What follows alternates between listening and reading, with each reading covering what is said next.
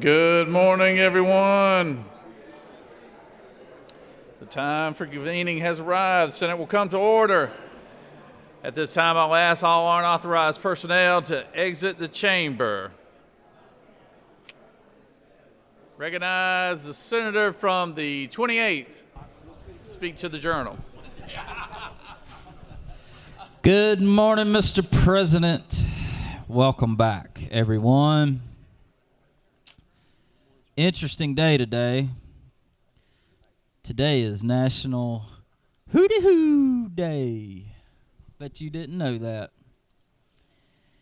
And on this day in 1888, in Athens, Georgia, Ben Epps was the first person to build and fly an airplane in Georgia. That's pretty cool. Mr. President, I'm not going to dilly-dally today because we got a great lineup of pages. We got almost as many pages as we do senators. Out of Dallas, Georgia, we got Knox Foster. Out of Ackworth, we have Emma Kosick. Out of Noonan, we have Macy Lynn Bohannon, who's the daughter of the governor's employee, Brad Bohannon, my former boss and neighbor. Also out of Noonan, we have Caleb Murray. Out of Lilburn, we have Rita Fidema Karakazi. Out of Dahlonega, we have Zara Johnson. Out of Atlanta, we have Brian Phillips Taylor. Out of Cumming, we have Azrita Dervasula. Out of Jackson, we have Jackson Fritz. Out of Richmond Hill, we have Brooke Glazer. Out of Monticello, we have the Hamlin sisters, Annalie and Christina. Out of Jackson, we have Neil Patel. Out of Swanee, we have Arshan Rafiq. Out of Edison, we have Carlton Cannon. Out of Arlington, we have Jaquavius Carr. Out of Lean, I don't know where Lean is, Jayla Glover. Out of Morgan, we have Morgan Kirk. Out of Edison, we have Jakiria McClendon. Out of Arlington, we have Kanaja Mitchell. Out of Sewanee, we have Candace Loa. And out of Fairburn, we have Zion Carter. Y'all give this page lineup a big round of applause. We appreciate y'all serving today. We know it was hard for y'all to get out of school and be here with us, but we appreciate it. Might be winter break. Glad you're spending your winter break with us. Mr. President, the Journal has been read and found to be correct. All right. Thank you, Chairman. Appreciate that. And thank you, Pages, for coming today and participating in our Page program. We greatly appreciate it. There is a lot of you today, so we greatly appreciate that and hope we can keep you busy. You know, I learned something new today, Mr. Chairman. The Epps Aviation, I guess that's where that Ben Epps is where that comes from. You said 1888? 1888. 1888. All right. So good. All right. Is there objection to the confirmation of the Journal? Chair hears none. The Journal is confirmed. All senators who have bills and resolutions to introduce, please bring them to the Secretary's desk at this time. First reading and references to Senate bills and resolutions. Secretary? Senate Bill 506 by Senator McLaurin of the 14th and others, a bill to be entitled an act to amend Article 3 of Chapter 11 of Title 9 of the OCGA. Judiciary. Senate Bill 515 by Senator Hatchett of the 50th and others, a bill to be entitled an act to Health amend. and Human Services. Senate Bill 516 by Senator McLaurin of the 14th and others, a bill to be entitled an act to amend Code Section 10-1393. Agriculture and Consumer Affairs. Senate Bill 517 by Senator Robertson of the 29th, of the bill to be entitled an act to amend Article 2 of Chapter 3 of Title 16. Judiciary. Senate Bill 518 by Senator Williams of the 25th and others, a bill to be entitled an act to amend Article 3. Economic Development. Senate Bill 519 by Senator Watson of the 1st and others, a bill to be entitled an act to amend Article 1 of Chapter. Children and Family. Senate Bill 520 by Senator Cowser of the 46th and others, a bill to be entitled an act to amend Title 19 of the Children OCGA. and Family. Senate Bill 521 by Senator McLaurin of the 14th and others, a bill to be entitled an act to amend Title Insurance 34. and labor. Senate Bill 522 by Senator Parent of the 42nd and others, a bill to be entitled an act to amend Part 5 of Article Public 4. safety. Senate Bill 523 by Senator Hatcher of the 50th and others, a bill to be entitled an act to amend Chapter 11 of Title 16 of the OCGA. Judiciary.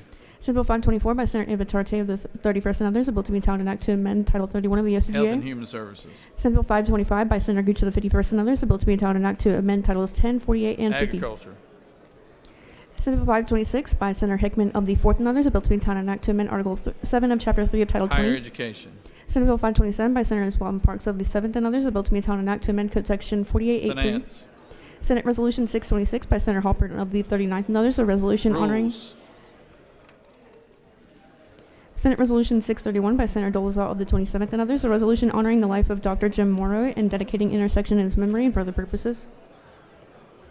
Transportation.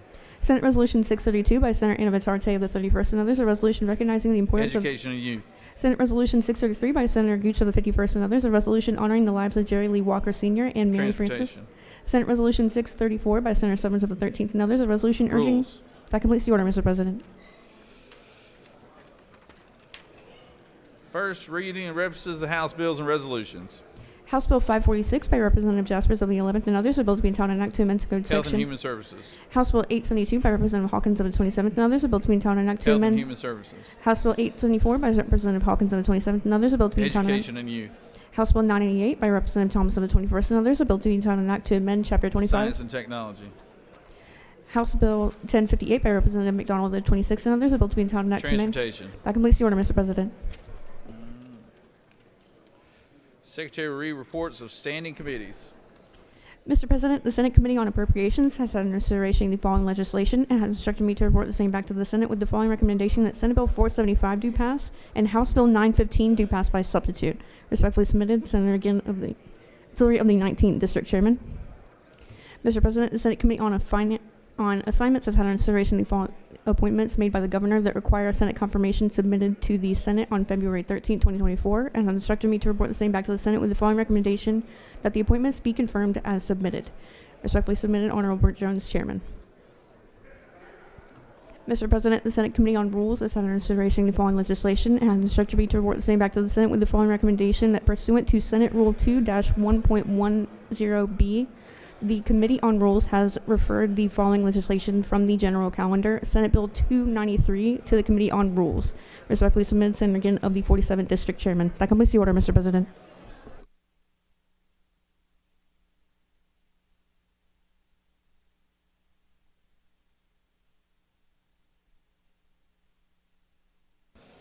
Secretary will read reports of standing committees.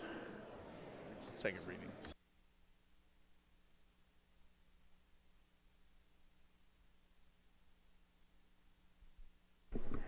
Senate Bill 125 by Senator James of the 35th. Landlord and Tenant Code Section 44719, repeal restrictions on rent regulation by local governments. Senate Bill 384 by Senator Hickman of the 4th and others. Public officers and employees development and administration of the state of Georgia as a model employer game program provide.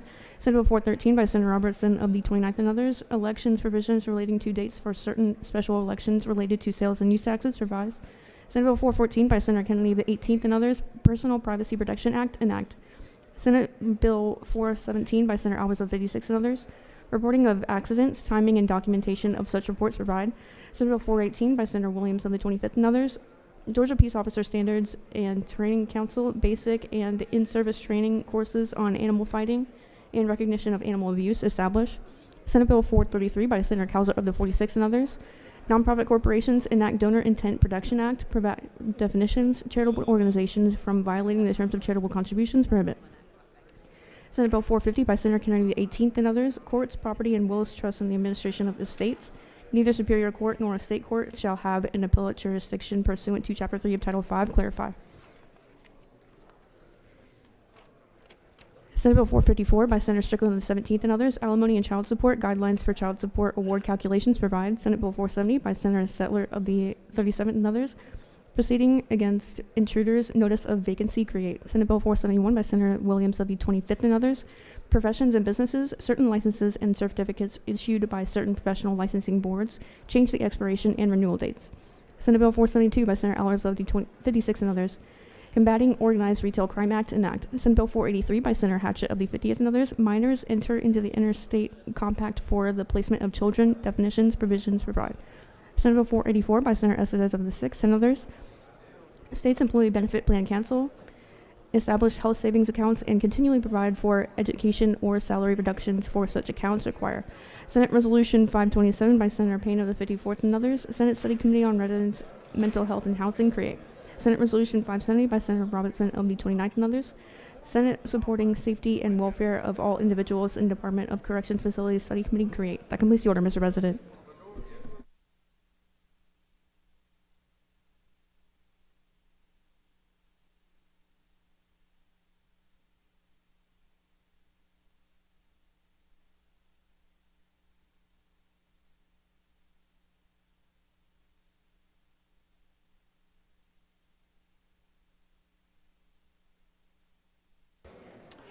It is now time for the morning roll call. Are there any motions to excuse? Senator from the 33rd.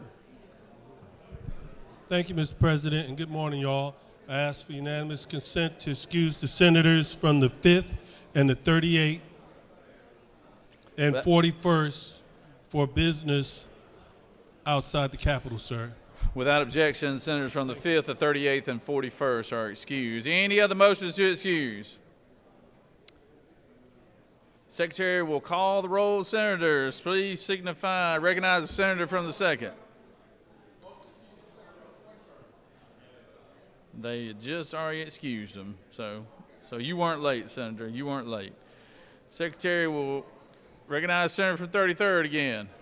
Pardon me, sir. Also the senator from the 42nd.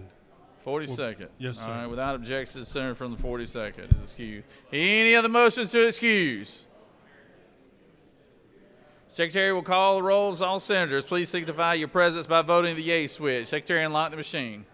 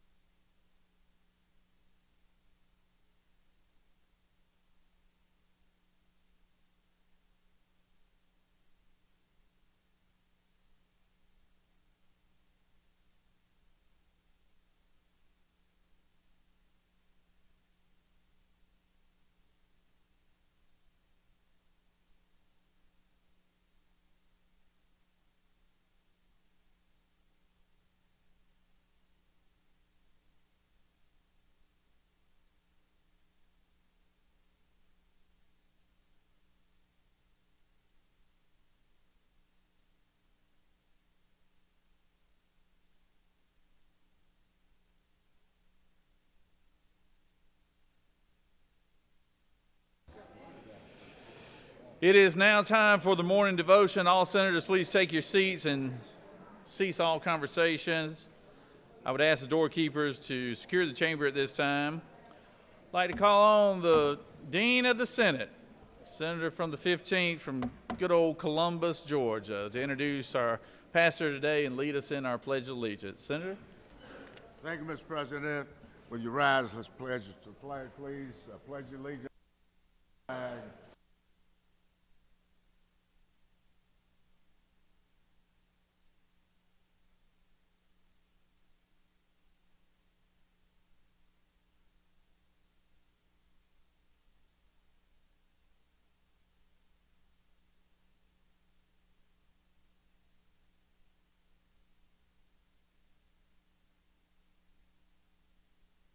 Colleagues, it gives me a great deal of pleasure this morning to introduce a very good friend, a warrior for God in our community in Columbus, Georgia. Dr. Crocker matriculated through the educational system of Columbus, Georgia, and graduated from Baker High School in 1979. He earned a Bachelor of Science degree and a master's degree in biblical studies in 2011. He went to Morehouse College, graduated there in 1984. He successfully completed coursework for both Masters of Divinity and received both his Doctors of Ministry degree from Beulah that same year. He and other students made history by being the first cohort Beulah Heights doctoral program participants. Having a passion for those in need of a second chance, he serves as the staff chaplain at DeKalb County Sheriff's Office in Decatur, Georgia. Dr. Crocker's primary role is managing the faith-based community of chaplains as they are assigned to encourage the employees of DKSO and supports the spiritual awareness through life skills, development for offenders, and those who struggle with rehabilitation and their faith. Dr. Crocker is active in the community in Columbus and Metro Atlanta. He is a member of the Georgia Association of Chaplains, a certified instructor with Mount Calvary School of Christian Education, leaders of the Pastors and Minister Division of the 4th District of GNBC, an active member of the IMA of Columbus, leadership, DeKalb Omega Psi Phi Fraternity, Lambda Iota Chapter in Columbus, Georgia, a civil life member of the NAACP, the Mayor's Commission to End Homelessness in Columbus, member of the Georgia Law Enforcement of Chaplain, member of Mount Calvary Association, member GNBC 4th District graduate of the Pastors Academy, Columbus Police Department. He is very involved in the police department in helping youth before we have to rehabilitate them in prison. He is a humble servant of God, his family, the family of Metropolitan Baptist Church, and the community at large. Dr. Crocker is married to Lasha, and is the proud father of 2 beautiful children, Curtis III and Jocelyn Nicole, and 1 grandson, Curtis Jamal. I give you Pastor Crocker. Amen. Thank you so much, Senator. It's truly a blessing and an honor to be here standing before you all this morning, and I do not take this time lightly. Let me go ahead and get into what I have been assigned to do. We are celebrating American history and within the African American culture this month of February, and I want to draw your attention to a quote by Dr. Benjamin Elijah Mays, who stated, "Every man and woman is born into this world to do something unique and something distinctive, and if he or she does not do it, it will never get done." And I would surmise this Morehouse educator and profound thinker believes the Creator, our God, intended for all to have purpose. Say purpose. Beloved, you have been blessed with a gift in this chamber, a gift of service, a gift of discernment. This gift defines who you are and your purpose. Now, let me ask you a question. Have you ever asked yourself why you do what you do? Why do you exist? Why God put you in this capacity? Why God allowed the voters to vote you into this position? Because there is purpose. Beloved, we're living in a unique season. While you are operating in the age of information, and we have been exposed to many things, and that has challenged normalcy and prudence. But regardless of the stimuli, I believe we're going to have to give an account for the commission God has given to each and every one of us, each and every one of you. And we will have to give an account, oh God, on those decisions that we make outside of His will.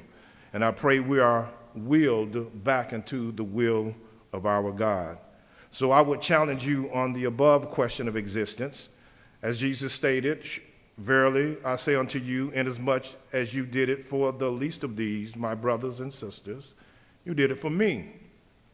So when you set policy to create a stronger Georgia, I pray your decisions are ordered by God, as your purpose is for all of God's children to enjoy life with liberty and justice.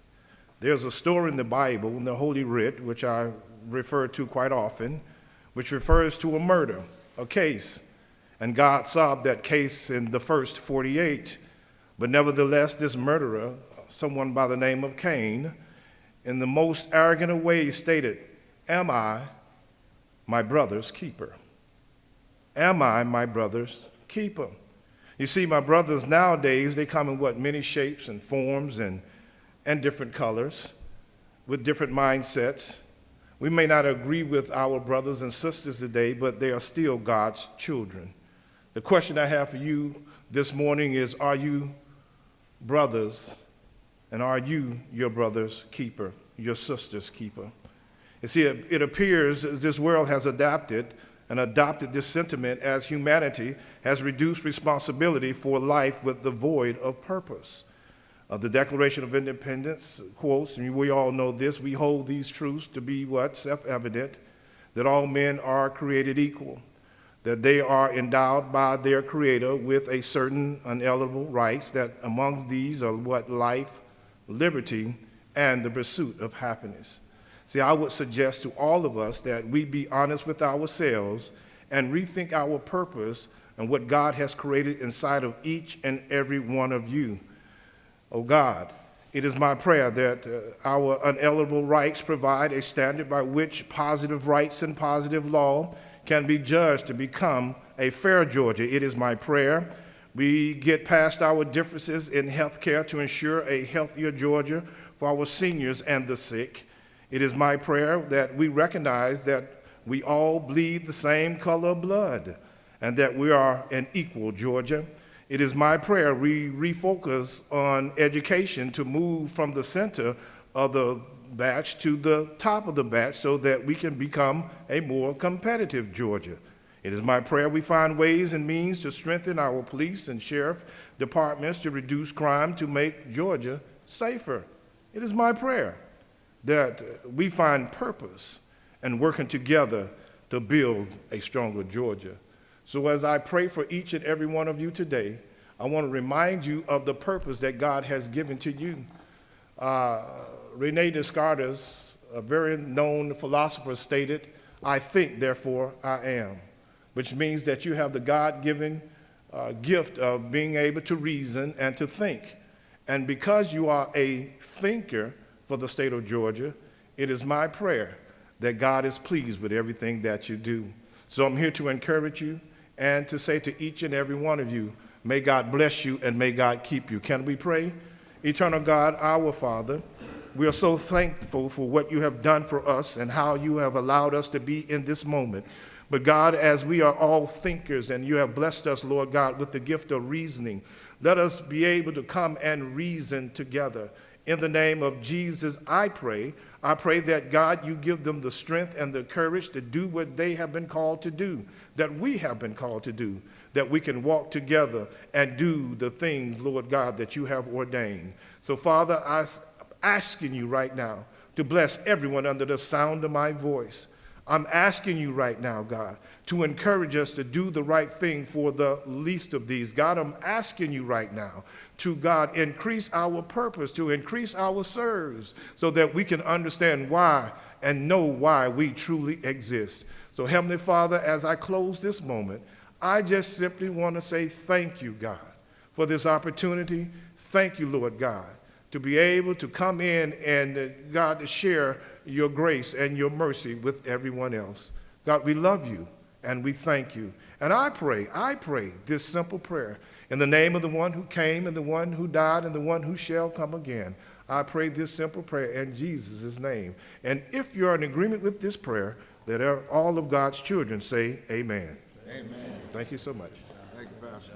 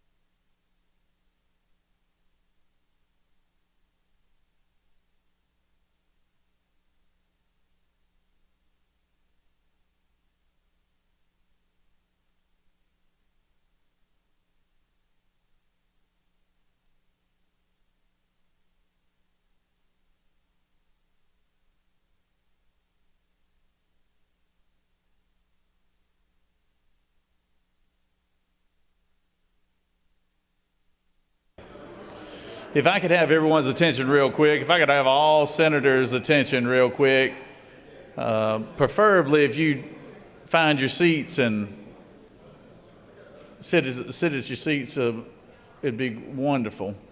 So the ones in the ante room and everything else could come out here and pay attention to what's going on in here today. After that, please, and once we have most senators in here, if the doorkeepers could secure the door, that'd be wonderful too.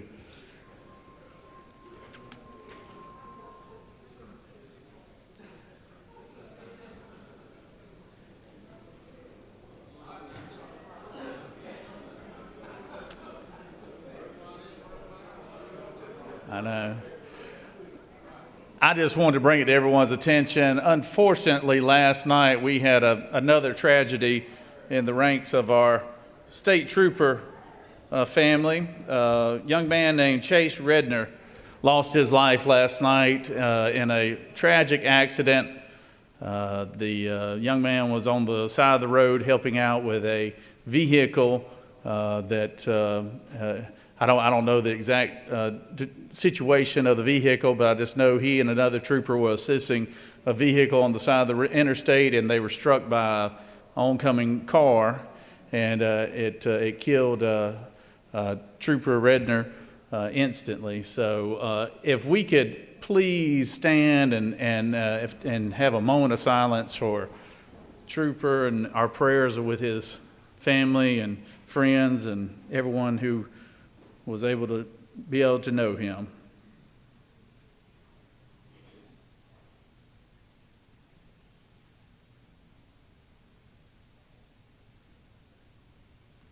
Amen. Thank you.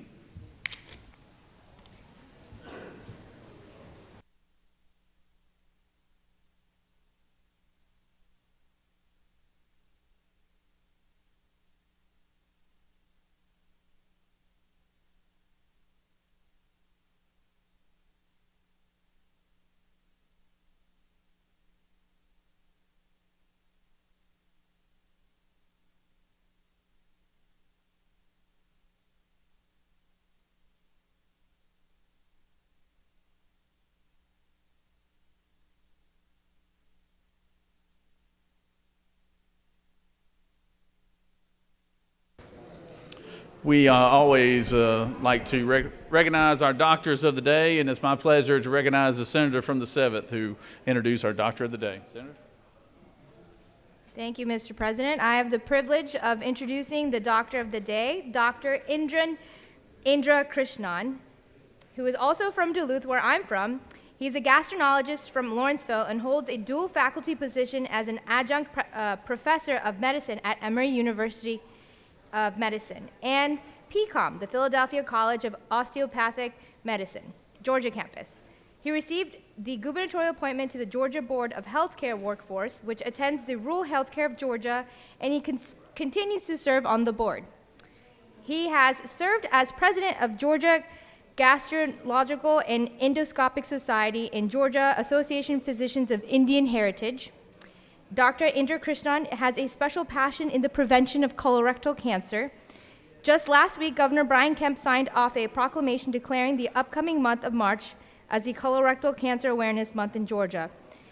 Dr. Indra Krishnan's commitment to excellence and compassion in his work serves as an inspiration to all who have the privilege of knowing him. Thank you.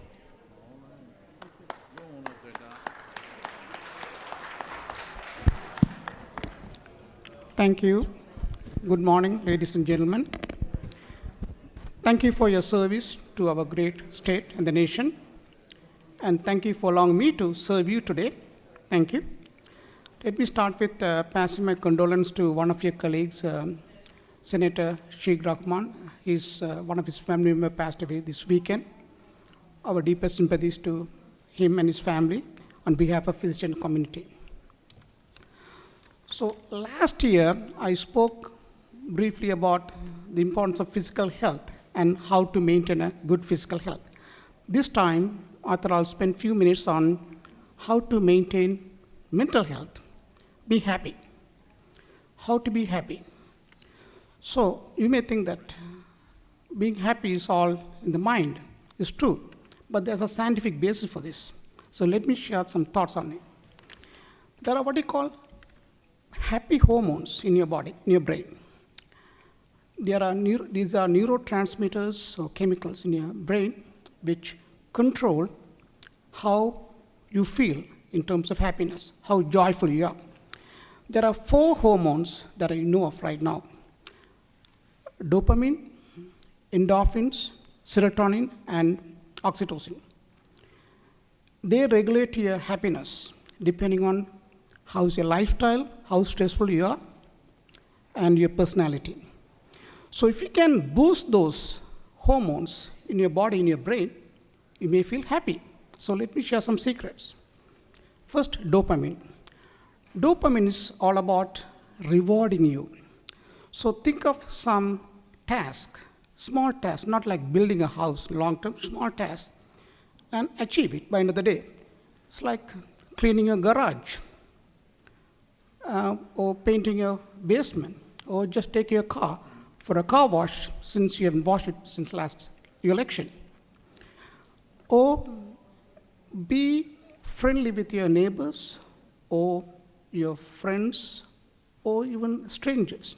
Like when you're rushing to the state capitol in the rush hour with the traffic, someone in the next lane want to get onto your lane, just slow down, let them go. That is kindness. And volunteer in organizations. This will increase your dopamine level and make you happy. The next one is serotonin. So serotonin is all about mental well-being and decrease the depression. And how do you increase your serotonin? Outdoor activities.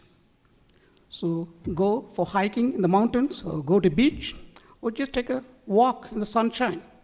That will make your serotonin to go up. Or sleep well, or meditation. That makes your serotonin to go up. Or eat food rich in serotonin. That's a chemical called tryptophan.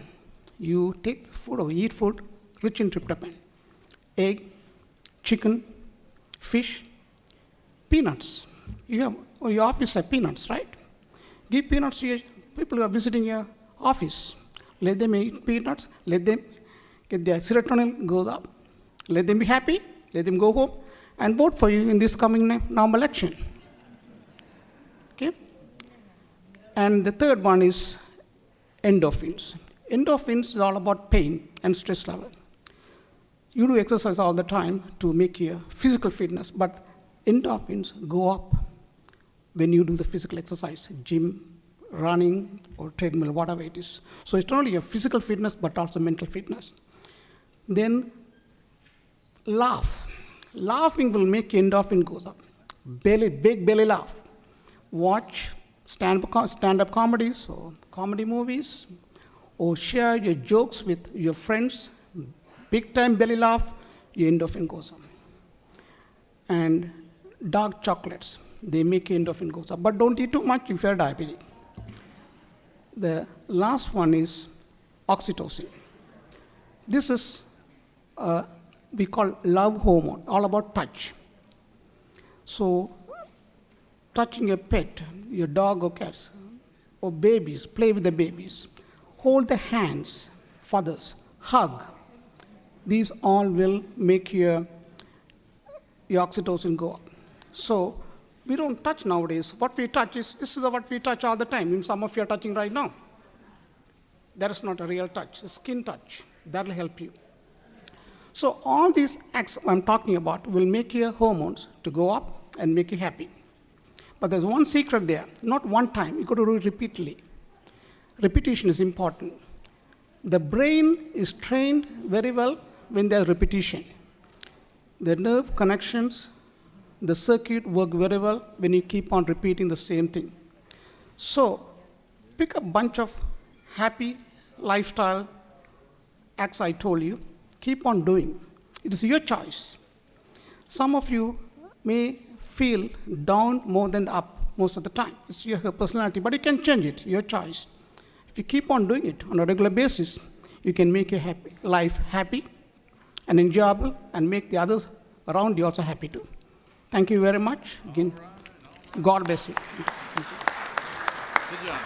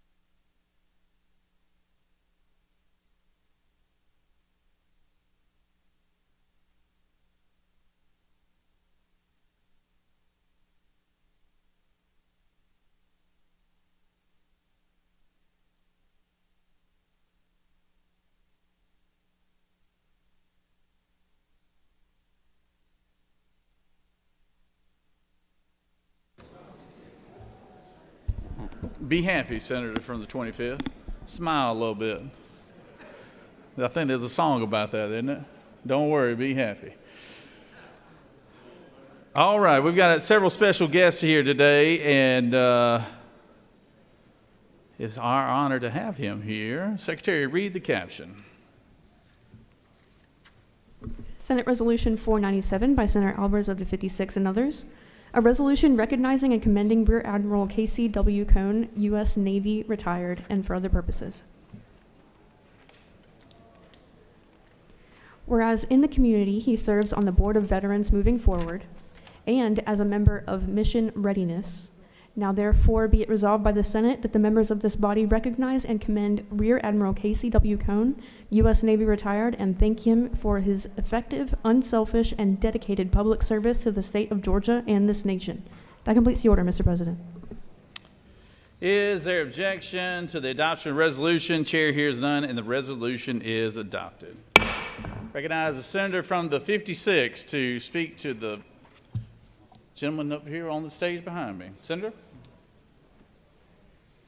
Thank you, Mr. President. It is an honor to be here this morning to introduce and recognize Rear Admiral Casey Cohn, as well as the group that he works with called Mission Readiness.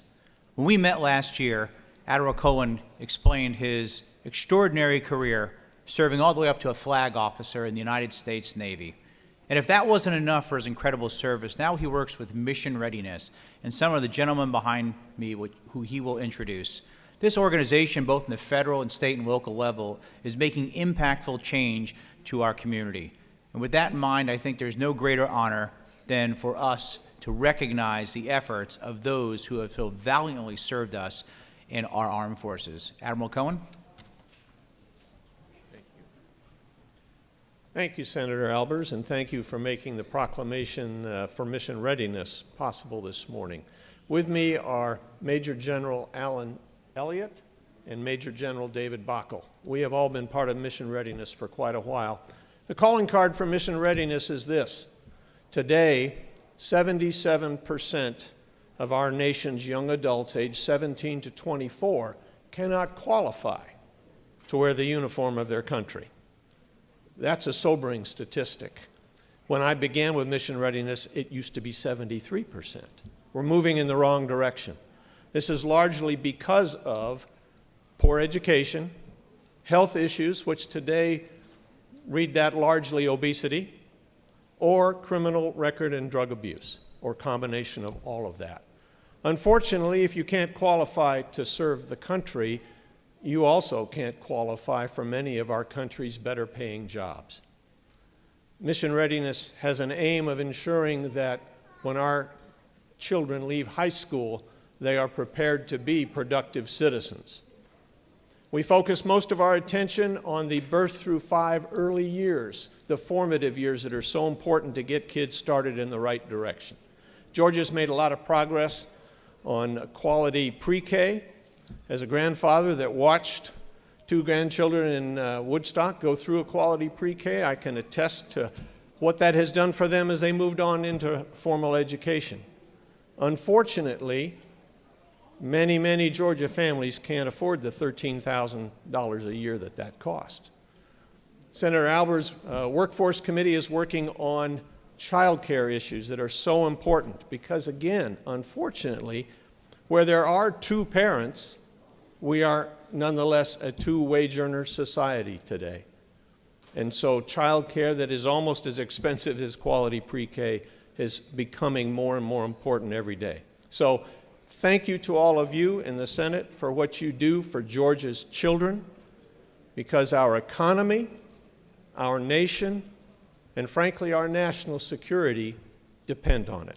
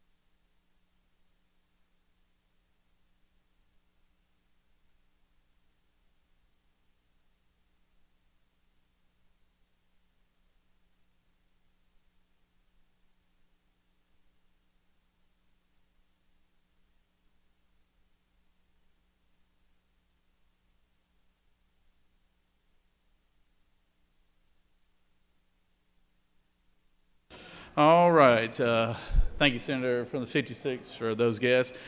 It's always nice to have our people of higher education, all the wonderful university systems that we have here in the state of Georgia. We are glad and proud to have Clark Atlanta's president of the school here, Dr. French, and just really appreciate the work they're doing there at Clark Atlanta. I recognize the senator from the 36 with introducing our special guest. Let me read the resolution first. Senate Resolution 600 by Senator Orrick of the 36 and others, a resolution recognizing February 20th, 2024 as Clark Atlanta University Day at the state capitol and for other purposes.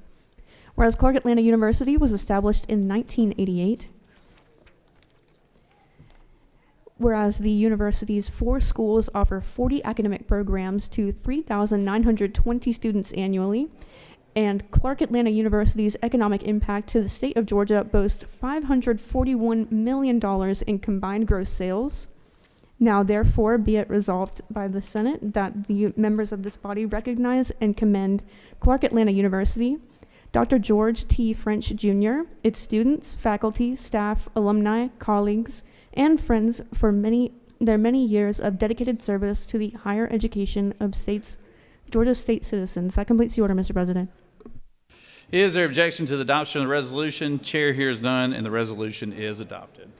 Recognize the senator from the 36 to speak to the resolution. Thank you so much, Governor. Colleagues, good morning.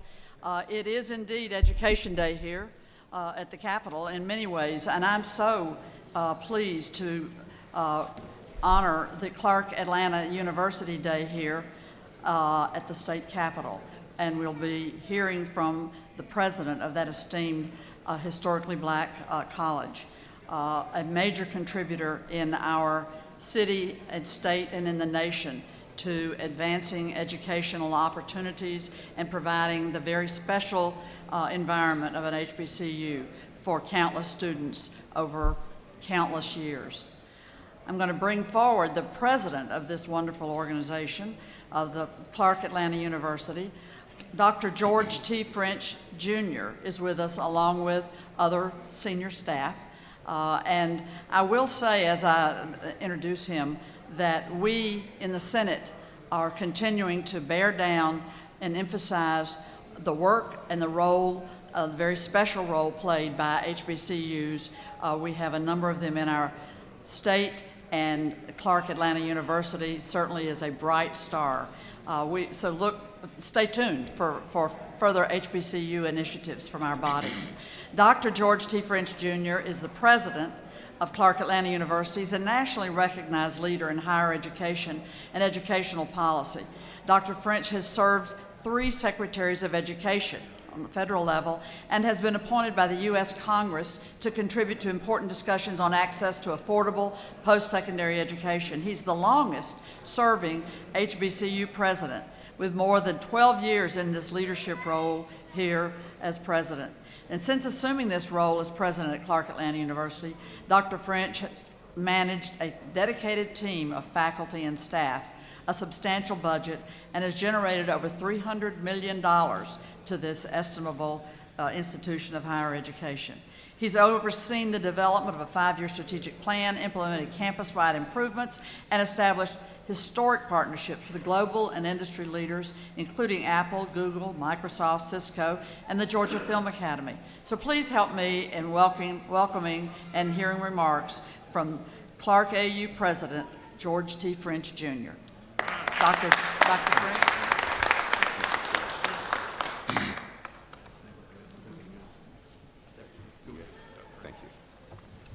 Thank you so much. And I would say good morning to all, most certainly to the President of this Georgia Senate, our Lieutenant Governor Burt Jones, to the Senate Minority Leader, Senator Gloria Butler, to CAU's double graduate who serves in this chamber in absentia, Senator Tate, and most certainly to my Senator Nan Orrick, the author of this year's resolution, which recognizes Clark Atlanta University 2024 Day at the Georgia State Capitol.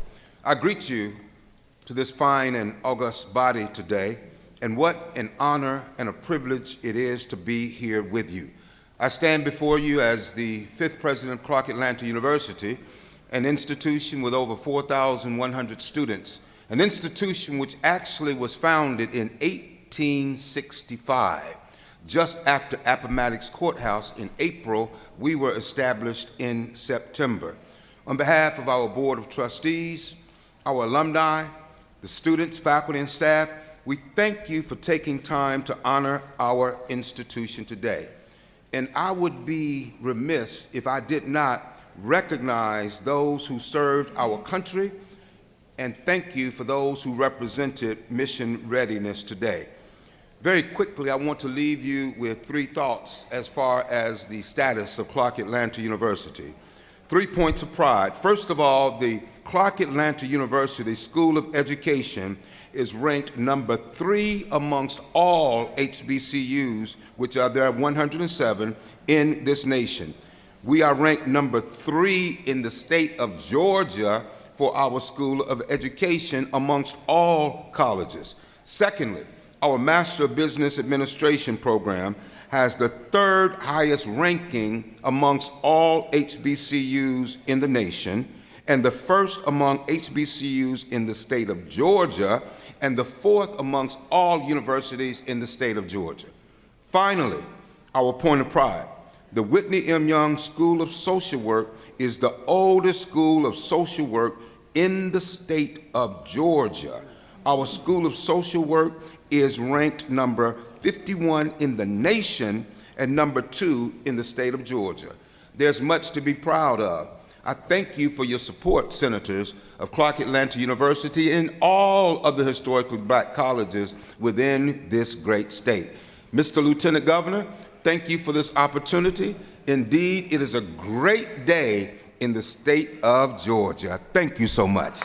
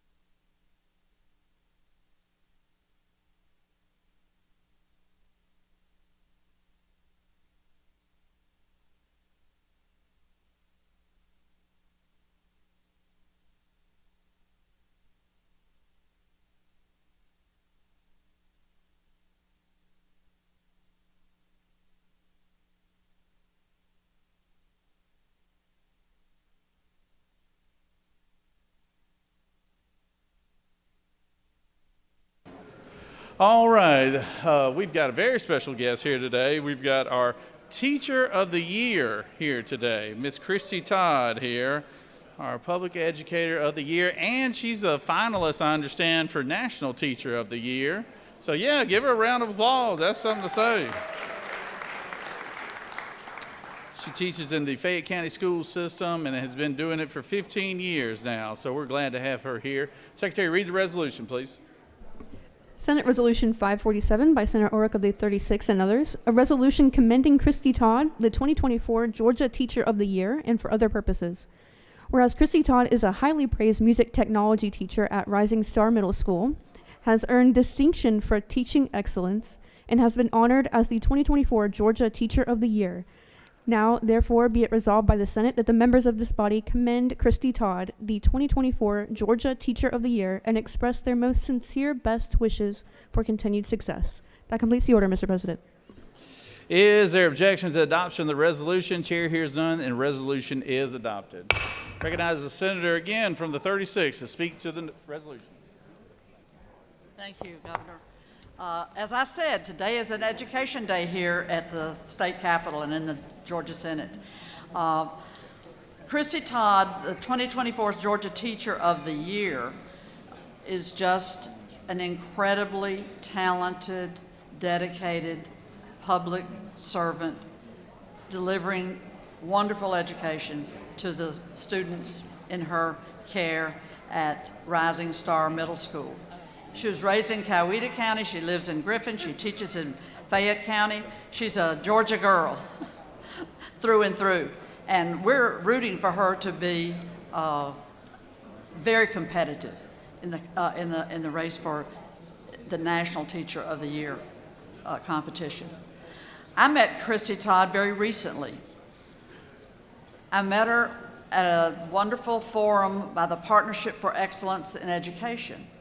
And I heard her speak there, and I immediately stepped out of the room with her and said, you must come to the Capitol. You must bring your message of strong public education to the state Capitol. Look for me, look to hear from me soon. She's the daughter of educators. She comes from a family of educators. She's a dedicated public school teacher, and I'm going to let her speak, and I'm going to take my seat and ask you to welcome wonderful Christy Todd, Georgia Teacher of the Year for 2024.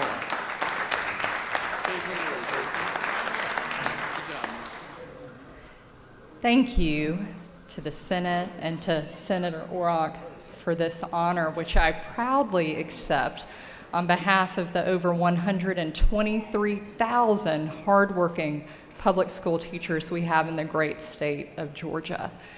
You know, this year I've had the opportunity to travel all over this state, from our Blue Ridge Mountains to the coastal plains to our barrier islands. And one thing I keep hearing everywhere I go is how proud our state is that for 10 years in a row, we are the #1 state to do business. Well, I think that if we want to continue to be the #1 state to do business, we must also become the #1 state for teachers to work. Georgia's future economic prosperity and our ability to have a prepared workforce depends on it. So I just want to thank you again for this moment and for elevating the teaching profession and your support of Georgia's public school students and teachers. Thank you.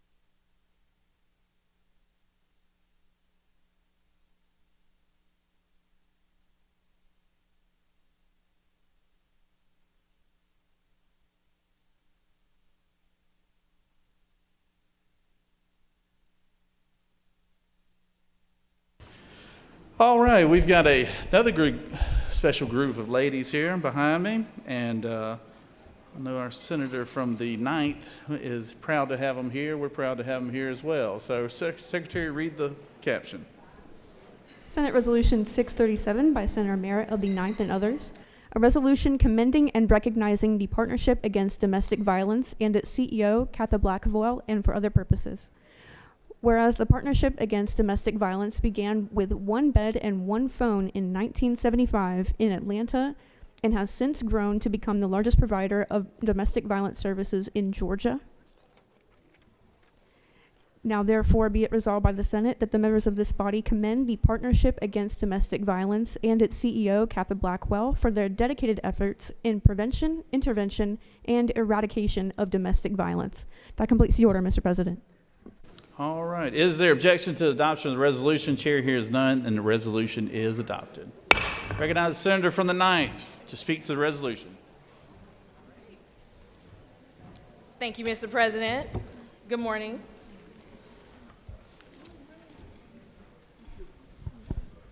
Today is February 20th, the World Day of Social Justice, and we choose this special day to honor an organization with the focus that every man, woman, and child has the right to live in a safe home without fear or abuse. Domestic violence still remains the leading cause of homelessness among women. The Partnership of Domestic Violence began with one bed, one phone as an all-volunteer organization in 1975. Today, the Partnership Against Domestic Violence is the first and largest domestic violence organization in Georgia, providing professional and empowering support to abused women, children, and men in Gwinnett County and Fulton.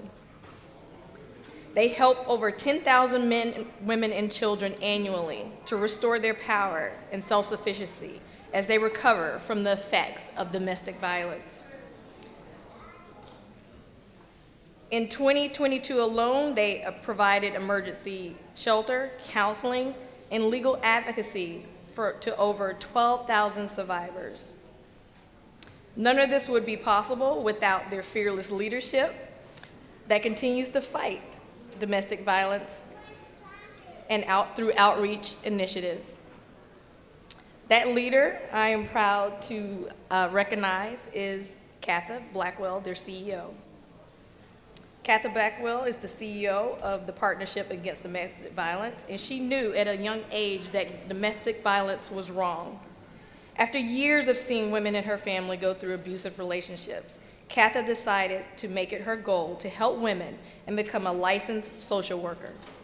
She currently lives in North Georgia with her husband Eric and her 2 children, continuing her tireless work to help survivors heal and thrive. And now I would like us to give a warm welcome to CEO Katha Blackwell.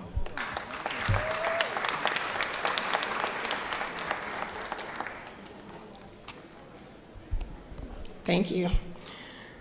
Today I stand before you to highlight the remarkable work of Partnership Against Domestic Violence.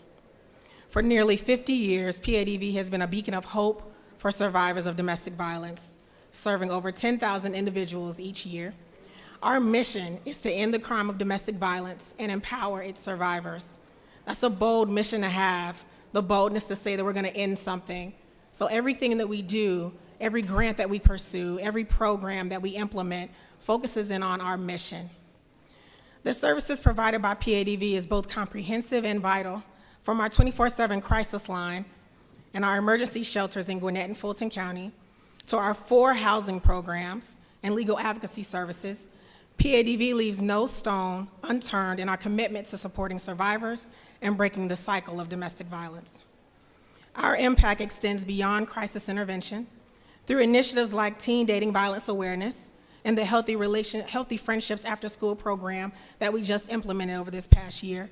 Our goal is to educate the next generation about dating violence, not only to avoid becoming a victim of domestic violence, but to also educate potential abusers.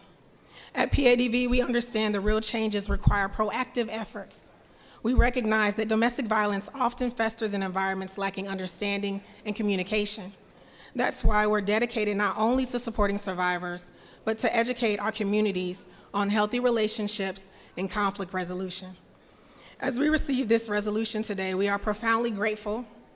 This recognition is a testament to the unwavering dedication of our staff, our volunteers, and our donors who tirelessly strive to make our communities safer and more resilient. We are deeply honored and humbled by this acknowledgement, and we pledge to continue our work with even greater determination. Let us unite in our communities to ensure every survivor receives the justice and support they deserve, because every home should be the safest place in comparison to anywhere else. Thank you so much.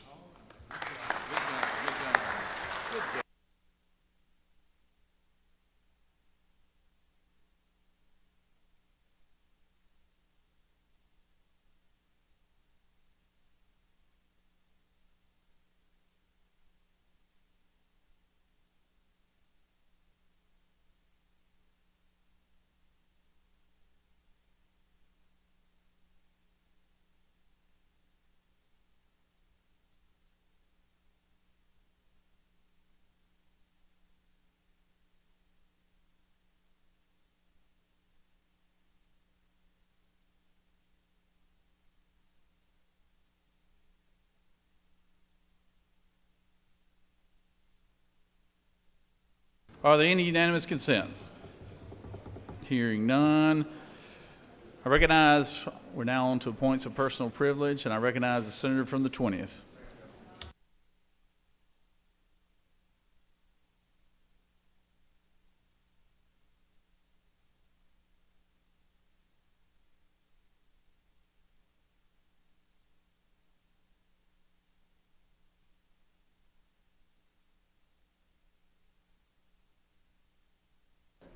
Thank you, Mr. President. We talk a lot in this body about workforce development. We talk a lot about STEM education. We talk a lot about character and soft skill education with our youth. We unfortunately have a large appropriation in the budget to build a new prison.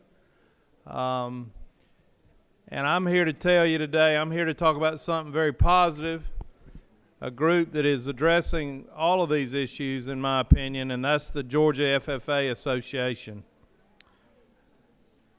I have with me on the wall over here, Ben Lastly, the Executive Director. Raise your hand, Ben. And then our 4 state FFA Vice Presidents, Cindy Ramos from Covington. She goes to Eastside High School. Andrew Carnley from Perry. He goes to Perry High School. Emma Story from Jefferson. Goes to Jefferson High School. And Bobby Ray Stott from Ludowici that goes to Long County High School. These are our state FFA vice presidents. FFA is part of the Georgia CTAE program. It's the director is Dr. Barbara Walls, and the Georgia Agriculture Education Program Manager is Billy Hughes. The Georgia Agriculture Education is composed of 3 integral components: classroom instruction, supervised agricultural experience, and the student organization, which is FFA. We have one of the largest chapters in the nation, and I would tell you that we've got the best FFA in the whole country. FFA teaches personal responsibility, it teaches science and technology, it teaches leadership, and you won't find FFA students getting in trouble. They are great kids, and I'm really proud to honor them today with a resolution. I'm going to kind of paraphrase this, if you will indulge me. Commending the Georgia FFA Association and recognizing February 20th, 2024 as FFA Day at the state capitol and for other purposes, whereas FFA and agricultural education provide a strong foundation for the youth of America and the future of food, fiber, and natural resources systems. And whereas the Georgia FFA Association ranks as the 3rd largest state FFA association in the nation, with more than 89,000 current members and 390 local chapters. whereas the FFA motto, learning to do, doing to learn, earning to live, living to serve, gives direction of purpose to these students who take an active role in succeeding in ag education. Now therefore be it resolved by the Senate that the members of this body commend the Georgia FFA Association for its contribution to the welfare of the state and nation and recognize February 2024 as FFA Day at the state capitol. Thank you. All right. Thank you, Senator. And yeah, let's give them a round of applause, all our FFA members. So good to have all the young folks who participate in FFA from all over the state. And I appreciate the senator from the 20th coming here to recognize. And also a reminder to each senator, we would love to recognize everybody up here at the roster, but how the Secretary of the Senate works, it's the first come, first served basis when we do that. So we try to accommodate everybody however we can, but some days get a little heavier than others, and we have a heavy day. But we're glad to have, I see the FFA folks up there up top, so we appreciate everyone being here as well. So thank you again, Senator.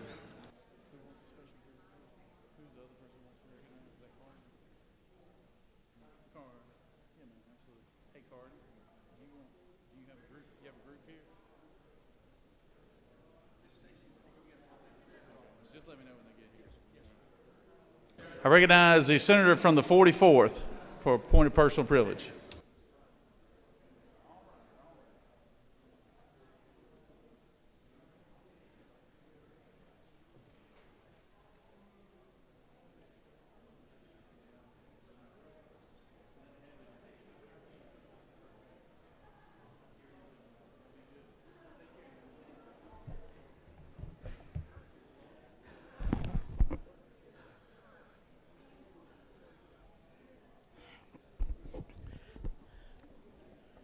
Thank you very much, Mr. President.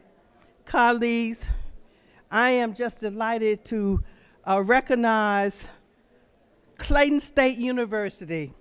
This is Clayton State University today at the Capitol, and we have with us the new president of Clayton State, Dr. George Lewis, who was named the 6th permanent president of Clayton State University.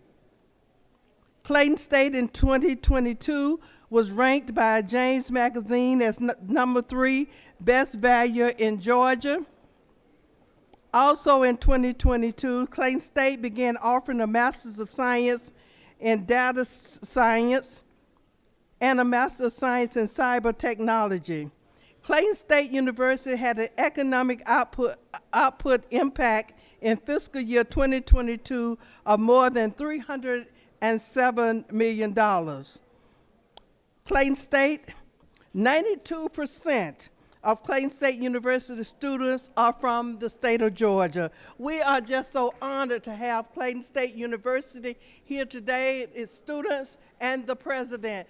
If you're in the gallery at Clayton State, would you please stand? Woo! A wonderful nursing department. Dental hygienist, thank you so much. And the president is right here, Dr. George Lewis. Please welcome them today. Thank you so much for being here. And if you'll come to the side, we'll take that photo. Also today is Lupus Day. Lupus Day at the Capitol.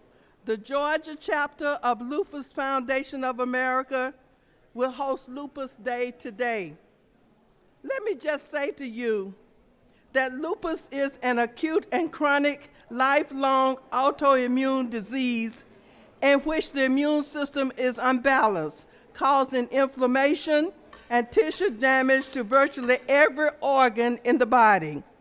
Lupus can affect any part of the body, including skin, lungs, heart, kidneys, and brain, and thus the potential to cause seizures, strokes, heart attacks, miscarriages, and organ failures. You know, it's 1.5 million Americans who have this disease and approximately 55,000 Georgians. So the Georgia State Senate wants to say today that we support lupus persons who are living with lupus, and we support our colleague in the House, Representative Kim Schofield, who is such an advocate for this. Thank you so much for being here today. If we have lupus people in the gallery, please stand. Thank you very much. Mr. President, I yield the well. All right, thank you, Senator, and glad to have all the Clayton State representation here today. I've got several family members who are proud Clayton State alums, so glad to have y'all here today. So, recognize Senator from the 4th. I was actually Senator from 4th. I apologize. Senator from the 13th. I'm sorry.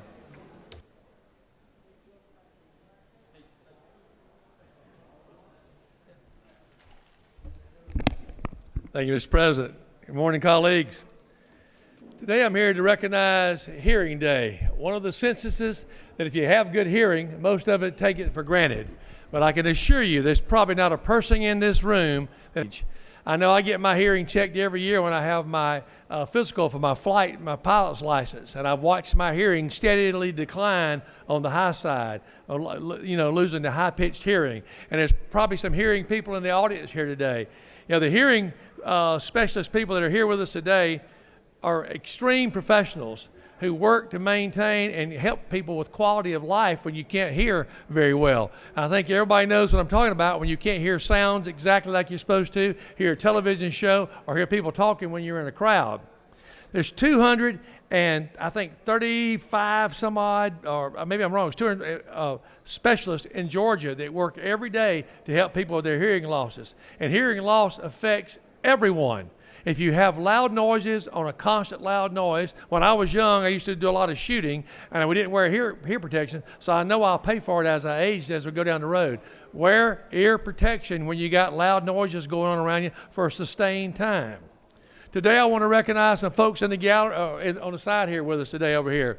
We got Peter Cruz, Ben Collins, Robert Shoemaker, Sandy Darby Bowling, and we have a special guest for today, Mr. Wayne Murphy.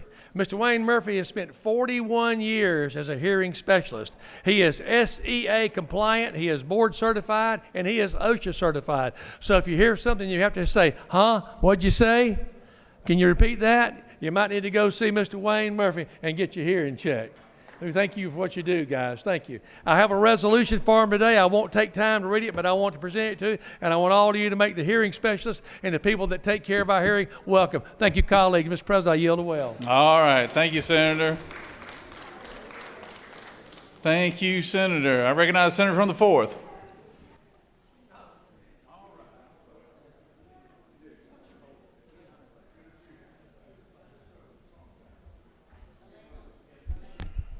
Thank you, Mr. President. I'm going to throw out a couple of numbers for y'all first to kind of think about. The first one is the one the Rear Admiral said, 77%. 77% of the people that are available today do not qualify for armed services because of several issues. One of those issues was education. I'm going to throw out $2.2 trillion, and I'm going to throw out $73 billion. $2.2 trillion represents, if all the people in the United States were reading on the 6th grade level, that would be additional money that would come to our economy each year. In Georgia, that amounts to $73 billion. If everybody was reading on at least the 6th grade level, $73 billion more would come to our economy every year for the income. I want to also tell you that 75% of the people incarcerated did not complete high school or have a very low literate rate. And I will also tell you that a large majority of the children that are reading because their mothers read to them. That's a clear indication going forward. Mr. President, I would like to share with you research from the Get Georgia Reading campaign that happened in Statesboro in January, the Georgia Literacy Council. The Georgia Get Reading campaign identified issues that impact a child's literacy skills. These issues require attention not only from the educators, but public health professionals, doctors, parents, business people, and policymakers. Get Georgia Reading research shows that a mother's high school or greater education is a predictor of her child's reading ability. As I have shared before, low literacy is a generational cycle. It's so important that adults, especially mothers, complete high school so that they have literacy skills necessary to read to their children. And we know that if mothers start in the third trimester now, that the children are able to listen to them. We also know that children born before 34 weeks of gestation are more likely to have lower reading and math skills than those children that are born full term. What about student attendance? If a child misses at least 6 days of absence in school, their ability to achieve goes down tremendously. An estimated 25% of students have undetected vision problems. Imagine that, 25% have undetected vision problems. We know that 22% of our children, or of all people, experience some form of dyslexia. Now let's talk a little bit about summertime. In summertime, children that go without reading during the summertime, they lose 3 months of reading skills, they've gone downhill. We need to listen to Malcolm Mitchell, our good friend that we recognize in the Senate. He has a campaign each year of reading loss, and his foundation hosts a free and virtual read camp, a summer reading program to engage pre-K grade students. Thank you, Mr. President. I just want people more aware of literacy is an issue. We need to keep moving forward. Thank you, Mr. President.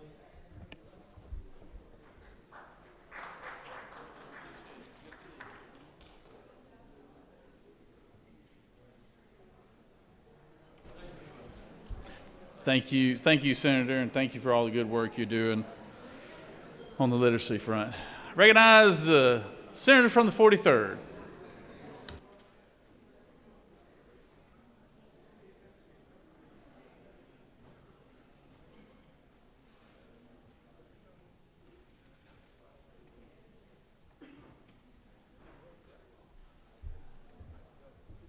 Thank you, Mr. President. Good morning, colleagues. I rise to bring your attention to a very special group, Leadership Rockdale, class of 2024. Leadership Rockdale is a program of the Conyers-Rockdale Chamber of Commerce, which produces a learning experience for current and emerging leaders of Rockdale County. Participants of the program are given the opportunity to develop an understanding of the promises and challenges facing Conyers and Rockdale County and the diversity of the county and region. The program is designed to be an educational experience. The Leadership Rockdale program encourages its participants to take their increased knowledge of the community, awareness of its institutions, and familiarity with its leaders into the world and involve themselves in all areas of community life. Using their leadership skills with a broader understanding of the complexities of the community, participants will be better prepared to lead Rockdale toward a brighter future. Please welcome the class of 2024 of Leadership Rockdale. Are you guys still here? If you're not, they're in the hallway. Thank you, Mr. President. All right. Thank you, Senator. I recognize Senator from the 21st.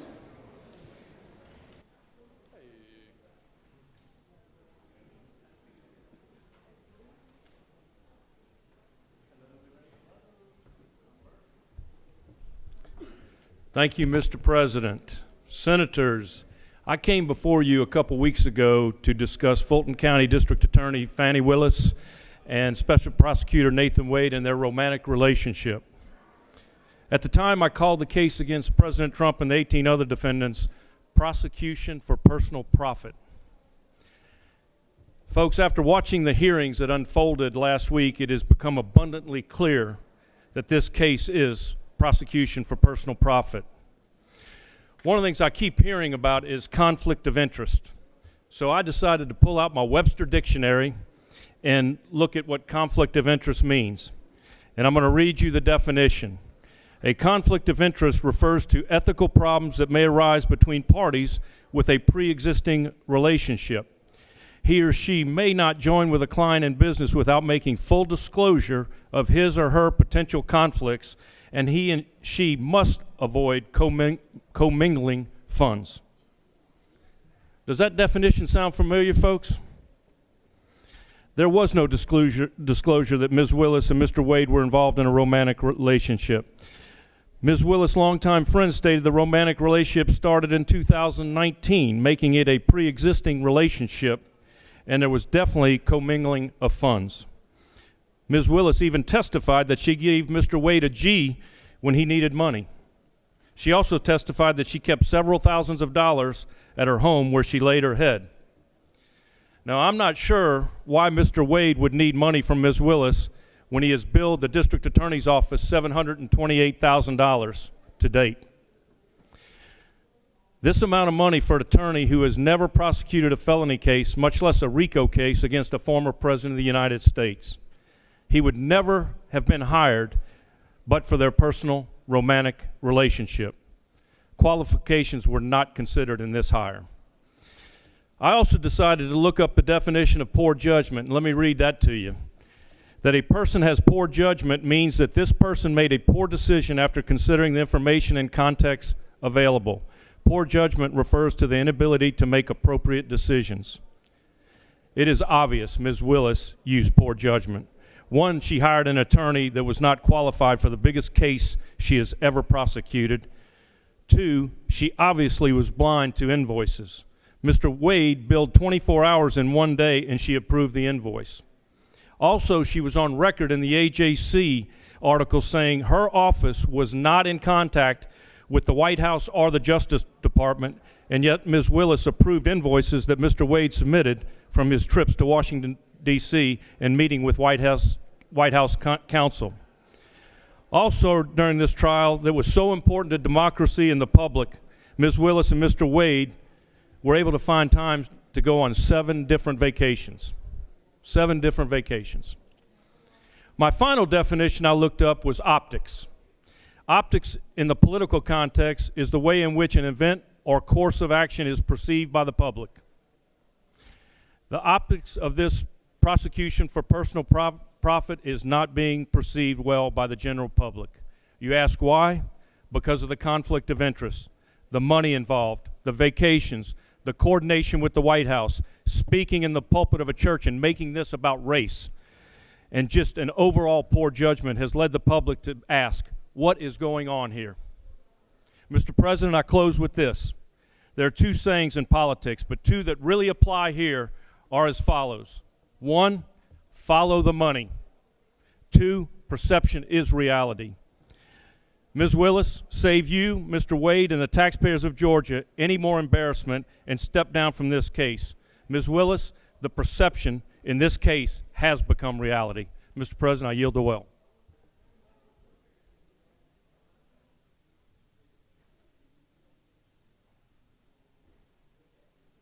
Recognize the senator from the 10th.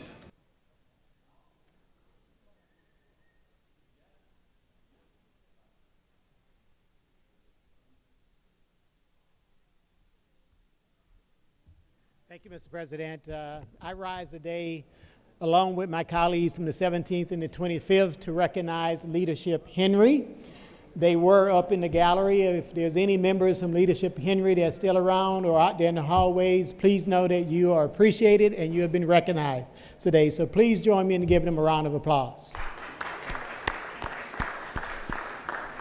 And additionally, Mr. President, I have to recognize my good friend who's standing over here to my right. Ms. Junes Woods is a former chair for Henry County, former county commission chair. In addition to that, she retired from Georgia Power. Seemed like you've had a lot of former jobs, but more importantly, though, her current occupation is working to preserve the Rosenwald schools in Henry County. The Rosenwald schools were built back in the 1930s, I believe. Over 5,300 schools in the South were built, 8 of them in Henry County. And the Rosenwald schools were schools that were blacks, were only schools that blacks could attend back in the 1930s. It was a project between Julius Rosenwald from Sears and Booker T. Washington. So on behalf of your preservation efforts, Ms. Woods, thank you, and the Senate and this great body appreciate you. Thank you, Mr. President. I yield the well.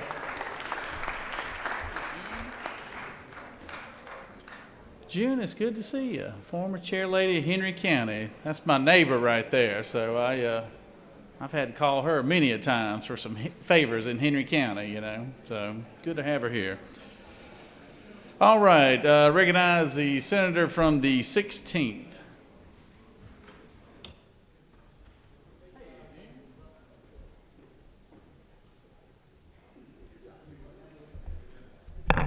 Thank you, Mr. President. As we consider the issues that we're dealing with and the issues of gambling, I want you to look on your desk. There's the American Psychological Association, and the title is How Gambling Affects the Brain and Who is Most Vulnerable. I believe that much of what we want to do is to help our young people, but what we will find is our young people are more at risk for the issue of gambling than any other single group. And here's a report that I think you'll find of interest that may educate you with what the American Psychological Association says about gambling. Thank you very much. Thank you, Senator. Recognize the senator from the 13th.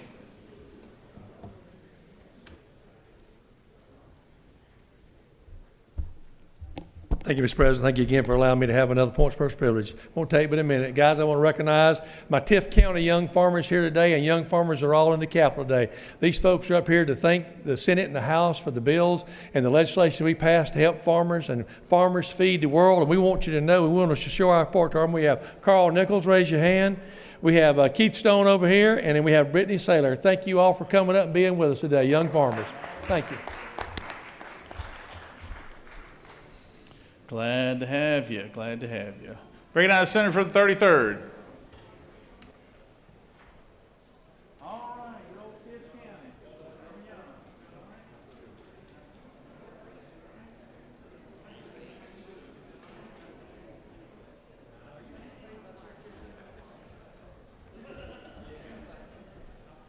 Thank you, Mr. President, my fellow senators, colleagues, friends, and y'all.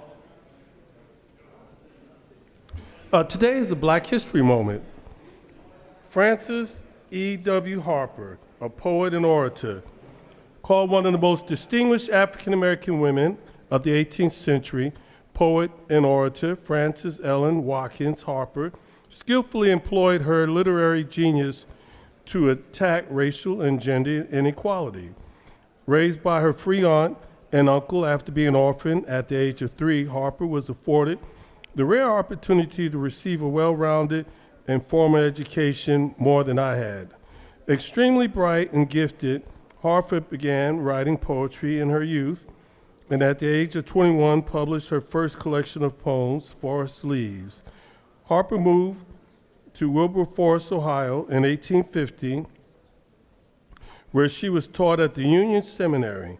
Harper found herself in exile from her home state of Maryland after the passage of fugitive slave laws, which allowed free blacks such as her to be enslaved. This event sparked within Harper the ardent passion for the cause of abolition. Harper made literary history in 1859 when she published Two Offers, the first short story to be published by an African-American woman. On the lecture circuit, Harper gave impassioned speeches on the ills of racial and gender oppression, and which won thousands over to her causes. In 1896, Harper co-founded the National Association of Colored Women with Ida Wells, Barnett, Harriet Tubman, and several others. And this has been your bicentennial moment. Mr. President, I yield well.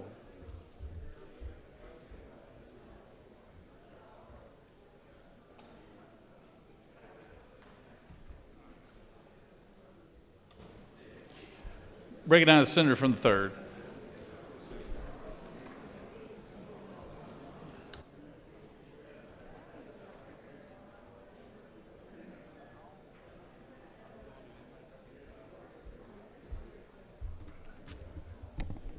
Thank you, Mr. President. Colleagues, I rise to remind you that it is Glenn County Day at the Capitol. We've got a bunch of folks from Glenn County, so if you see a bunch of beach bums running around, you'll know where they came from. I also have here with me today some more serious types from our Brunswick Golden Isles Chamber of Commerce. I have Donna Davis, who is the current chair, Jimmy Arnold, who is the incoming chair, and I have the Chief Executive Officer, Ralph Staffens. They and I and the rest of our Glenn County delegation would remind you that we will be at the depot tonight, starting at 5 o'clock. And these kind people have brought along with them about 90% of this year's shrimp crop from Glenn County. So come eat it. Thank you. I yield the well. Thank you, Senator. Yes. Thank you. It's good to have folks from Glenn County here today. Recognize the Senator from the 26th.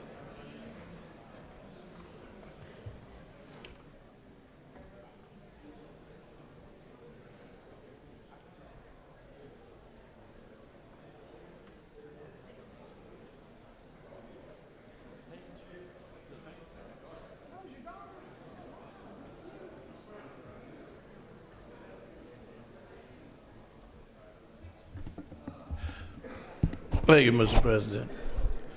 You know, I'm surprised that the senator from the 21st would have the mitigated gall and the audacity to keep bringing this subject matter up.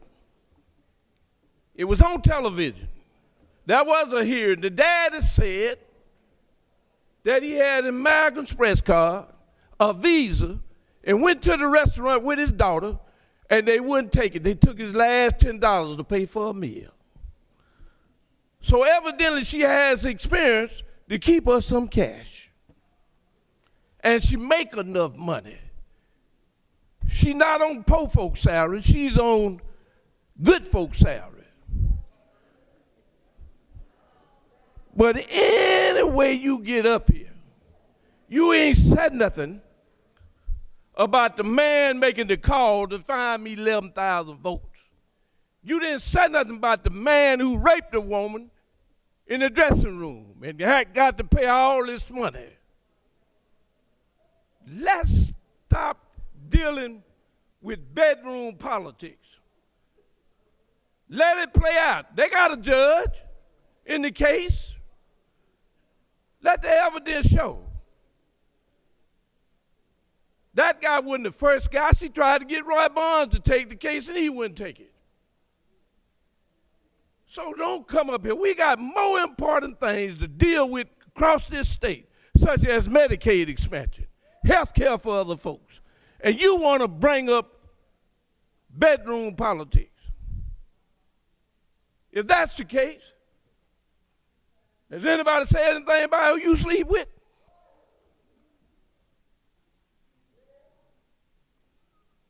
Let us deal with what we have to do up here at the state capitol and get out of bedroom politics and let Judge McAfee and them do their job. Now we ought to be tired of it. We've got more important things to do than to deal with bedroom politics.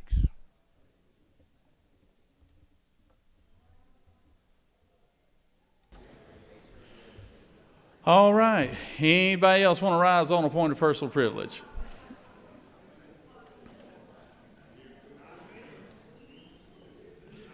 Senator, I like your jacket, though. It's a good-looking jacket.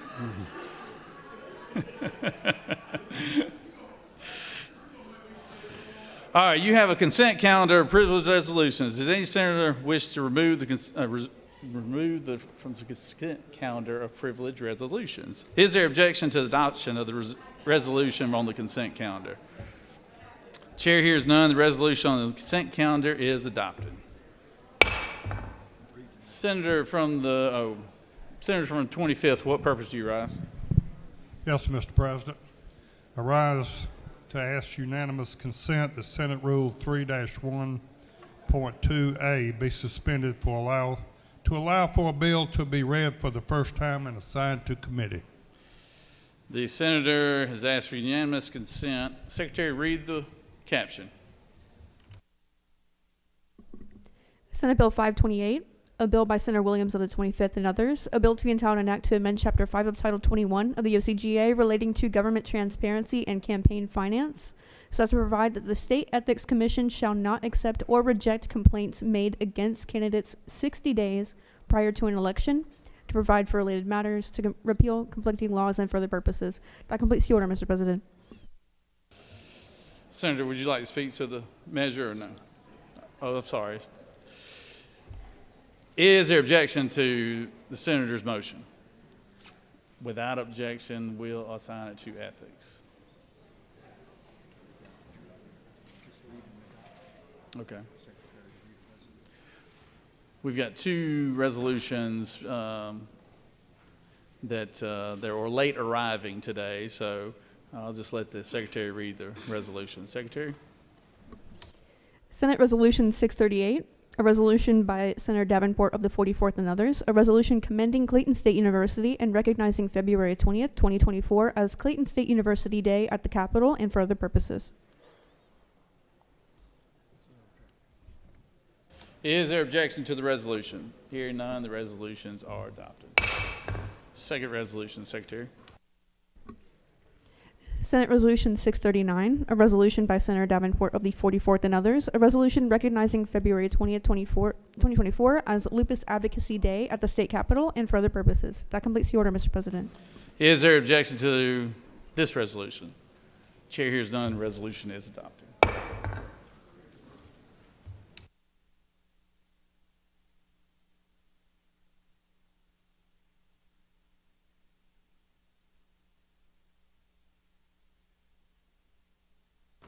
Are there any motions to withdraw or commit?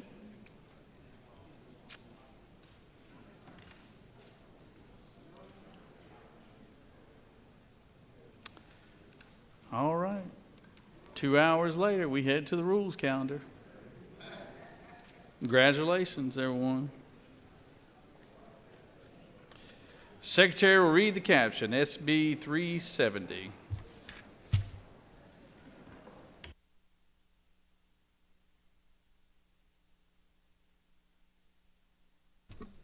Senate Bill 370, a bill by Senator Hodges of the 3rd and others, a bill to be entitled an act to amend Code Section 16547 of the OCGA relating to posting model notice with human trafficking hotline information in business and on internet, so as to require certain establishments to post human trafficking hotline information and for other purposes. The Senate Committee on Regulated Industries and Utilities recommends that this bill do pass. Respectfully submitted, Senator Cowser of the 46th District Chairman. Senator Brass of the 28th and others offer the following amendment to amend Senate Bill 370 by inserting between lines 20 and 21 the following. 6.1, manufacturing facility means any facility that manufactures finished products, provided that more than 300 individuals are employed at such facility, and for other purposes. That completes the order, Mr. President. Recognize the senator from the 3rd.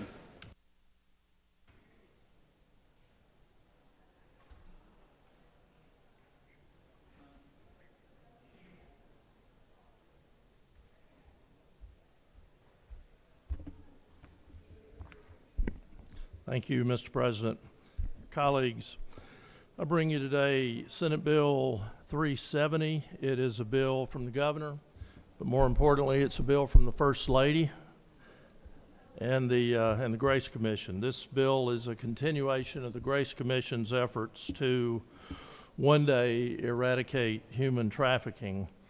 This bill primarily just does a few things. Number one, it includes convenience stores, body art studios, also known as tattoo parlors, and businesses that employ licensed massage therapists in the list of businesses that must post the GBI's human trafficking notice, which you may be familiar with. This notice right here has to be posted in certain businesses in a prominent position so that people who are being trafficked will have a telephone number to try to get some help. The bill also allows the Georgia Board of Massage Therapy to initiate inspections of massage therapy businesses and also to initiate board-recognized human trafficking educational programs for those massage therapists. Bill requires licensed massage therapists to affix a passport-size photo with their license certificate that's displayed at their place of work, and it requires the board members of the Massage Therapy Board to annually complete human trafficking awareness training. Again, this simple bill just to try to continue the effort to one day, hopefully, stamp out the scourge of human trafficking. There is an amendment on the floor. I will say that I have absolutely no problem with the amendment and would support it. With that, Mr. President, I'll yield for questions. You do have a question, Senator. Senator from 53rd. Thank you, Mr. President. Will the senator yield? I will. Hey, on line number 18 in your bill, it says, "This shall not include establishments that offer for sale more than 20 cuts of refrigerated meats." And I just think when I show up at a busy Buc-ee's convenience store, when I first walk in, I see 20 cuts of meat. So does this bill exclude Buc-ee's? No, this bill, the reason for that, Senator, was to try to exclude grocery stores. The senator further yield? I will. Do you think there's any unintended consequences with that language? I certainly hope not, Senator. All right, thank you, Senator. You have no questions, Senator. Thank you. I yield the well. Recognize the senator from the 28th to speak to the amendment.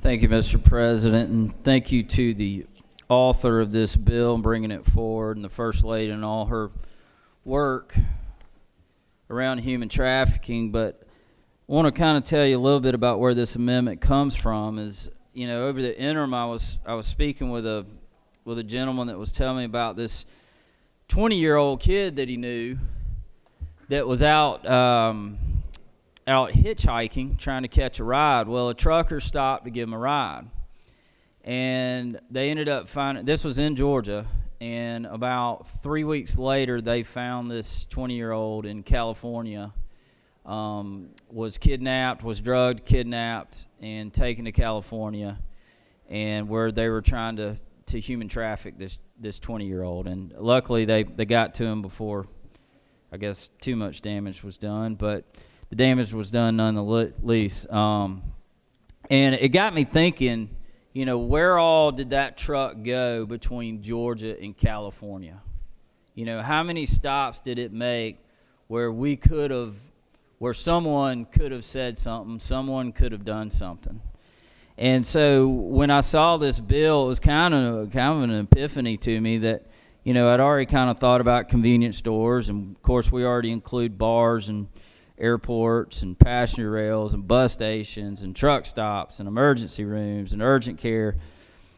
You know, all these things that are already in current law. And of course, we're adding convenience stores. And, you know, you think about where a trucker is going. What is he doing? He's delivering goods, he's picking up goods, and he's traveling across the nation.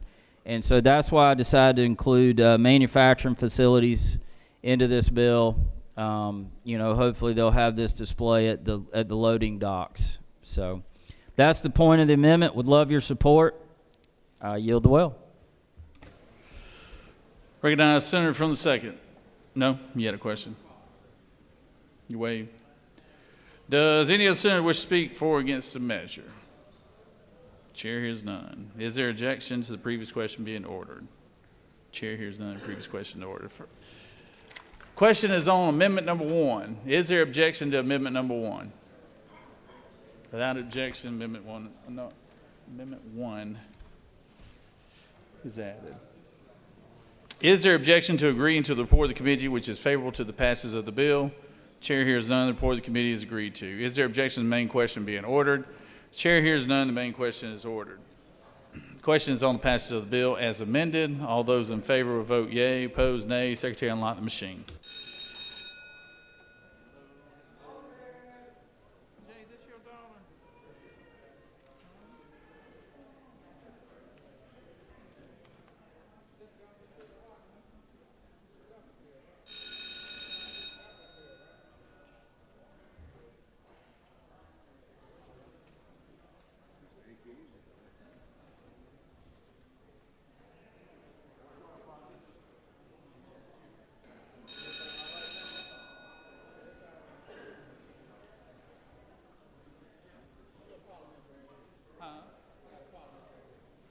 Recognize senators from the 2nd. For what purpose do you rise? Parliamentary inquiry, Mr. President. State your inquiry. Mr. President, is it not true that this is a governor's bill and it has been amended on the floor of the Senate?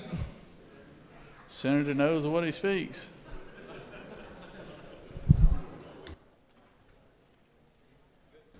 Senator from the 19th, for what purpose do you rise? Parliamentary inquiry, Mr. President. State your inquiry. Is it true that it was not me? You're very observant, Senator.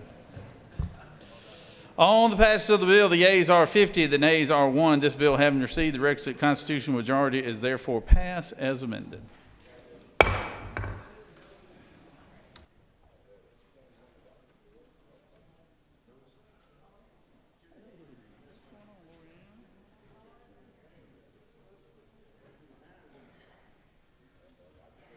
Secretary will read caption SB 360. Senate Bill 360, a bill by Senator Hickman of the 4th and others, a bill to be entitled an act to amend Code Section 22260 of the OCGA relating to capital outlay funds in elementary and secondary education, so as to provide that capital outlay funds may be used for educational facilities that voluntary pre-kindergarten programs provided by the school system and for other purposes. The Senate Committee on Education and Youth recommends that this bill do pass. Respectfully submitted, Senator Dixon of the 45th District Chairman. That completes the order, Mr. President.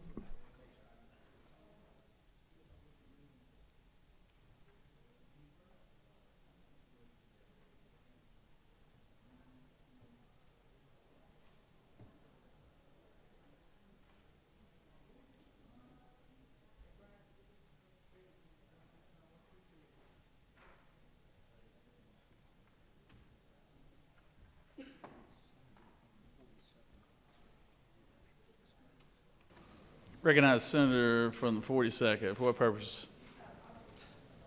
Oh, you're the bill author. Well, I recognize you. Come on down. Oh, recognize. Okay, Senator from the 4th. Sorry, from the 4th. Sorry, Senator. I thought you.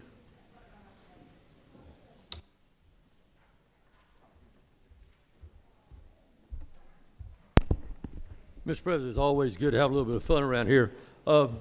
Colleagues, this is a another literacy bill. As Governor Kemp said in some of his open state address, there is no next year. This literacy stuff is not a marathon that we run in. This is a 100-yard dash. We got to correct this stuff overnight, and this is another bill that will help do that. As y'all well know, capital outlay, which is money that is allocated from the state to the school districts, can only be used for kindergarten through 12th grade. This bill allows that money to be used for pre-K. So let me read a little bit about what capital outlay is. Capital outlay defines, includes, but is not necessarily limited to expenditures which result in the acquisition of fixed assets, existing buildings, improvement to sites, construction of buildings, construction of additional buildings, retrofitting of existing buildings for energy conservation, and initial and additional equipment and furnishings. Goes on, for every dollar of capital outlay, for every dollar that the state funds for capital improvements, the local school system or district is required to use a percentage of local funds, ESPLOST money, for that project. If y'all recall, we've got two great we got a Senate Bill 211 and House Bill 538 that addresses literacy. And as you well know, the capital outlay cannot be used for pre-K. While still in 2019, why this is so important in 2019, if you recall, only 43.49% of our children in third grade were reading on third grade level. So why wouldn't we want our children to be learning earlier in school? That's what's important. The earlier they learn, the quicker they're going to have the reading skills. Let me give you some numbers. I don't want you to get confused with enrollment numbers versus saturation rate, okay? In the state of Georgia, there's a certain number of lottery classrooms. And in those particular classrooms that are allocated to the school districts and all, 91.2% of those classrooms are filled, okay? That's enrollment rate. Now let me tell you about saturation rate. Saturation rate is if you take all the children in Georgia, the whole population of children in Georgia, and look at the number of those children that are in a lottery-funded pre-K program, only 61% of those children in a lottery-funded pre-K program. So where are they at? They probably at home with grandmother. They may be home with Aunt Susie. They may be playing out in the yard, or they may be in a very good daycare center. But that represents over 51,000 students, 51,000 children in Georgia that are not in a lottery-funded pre-K program. That's why this bill is so important. We need more pre-K classrooms. If you recall, this does not increase money because the funding for pre-K comes from lottery. So it's not any money coming out of our state budget on this. Y'all remember how important that we've said that if a child goes, if the senator from the 2nd goes to pre-K and the senator from 2nd goes to kindergarten, and me, if I do not go to pre-K or kindergarten, the senator from 2nd is already 2 years ahead of me when we go in 1st grade. So he knows his numbers. He can probably read some. He can do. He knows his colors. He knows how to line up. He knows how to sit still. Pre-K is another way of getting our children ready to be able to read. The fiscal note on this is just unbelievable. It would only be $181 additional per child going out of the budget for this. We spend more than that, people, in Atlanta, Georgia, going to restaurants at night. So $181 is not a big deal. I've talked to many school superintendents. I talked to school superintendents just a few minutes ago from Tattnall County. All school superintendents are supporting this bill. They're excited about this bill. This bill passed the Education Committee 7-0. Mr. President, I'll yield the well for questions. You do have a couple questions, Senator. Senator from the 26th.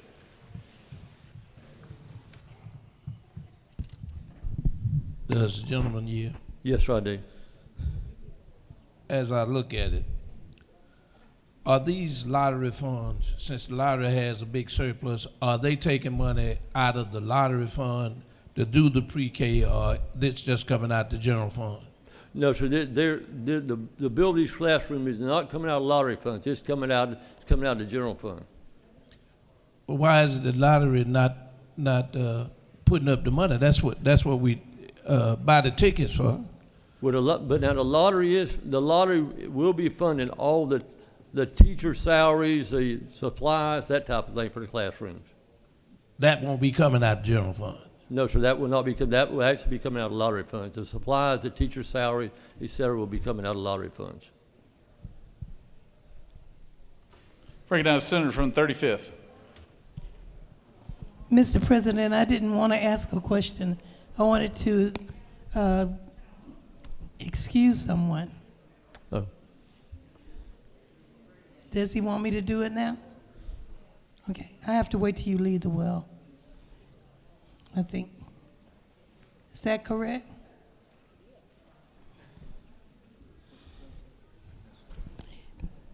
Again, Mr. President, I was going to excuse someone rather than ask a question. Oh, I think well, I have my blue light on. You're free to do that, Senator. I Who do you have want the to blue excuse? light on.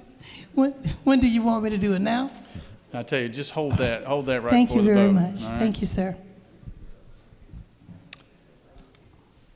You want to excuse somebody too, Senator from the 2nd, or you got a question? All right.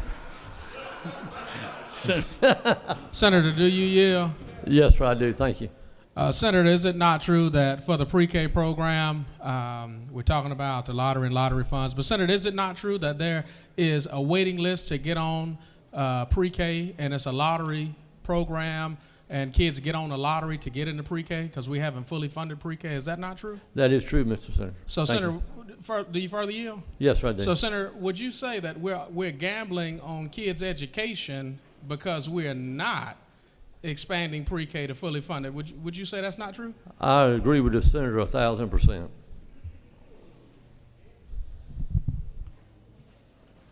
A 1,000% more than 100. Senator, you have no more questions. Thank you, sir.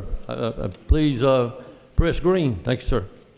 Recognize the senator from the 42nd to speak to the measure.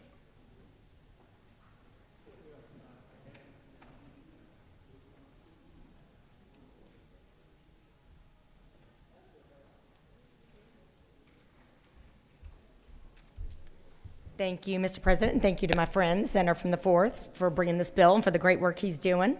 Very proud to support Senate Bill 360, which will help our our local school systems serve more children in pre-K, as our current blueprint for public school education funding doesn't actually include the need to build classrooms for pre-K students, even though the public school systems are one of our primary sources for educating pre-K children. And so this, of course, will allow for some of the capital outlay funds to go towards building these classrooms if a school system so desires. And this is an issue that I'm very passionate about. When I first got to the Senate, I was struck by an issue that was already raised just here a minute ago by the senator from the 2nd about how we have a universal in name pre-K program. And Georgia was one of the first states to get out there and do that, which I know we're proud of. But at the same time, we had a fairly substantial waiting list, and that didn't really make a lot of sense to me. So I asked a number of questions about that. Why would we have this waiting list? Last year, that waiting list was about 3,000 children. And although we got out early on pre-K, we are now slightly behind the national average. According to the National Center for Education Statistics, we are slightly behind the national average with respect to the number of 3 to 5-year-old children who are enrolled in pre-K. One of the reasons for that waiting list is a lack of facilities, and this bill today will help with that problem, although it will not certainly solve it all on its own. This gap in the ability to attend pre-K is what I wanted to speak about for a number of very briefly. It matters significantly if we have children who would otherwise be enrolled in pre-K who are unable to attend either for funding or facilities reasons, because high quality early childhood education is so strongly linked to successful outcomes both in education and therefore in life.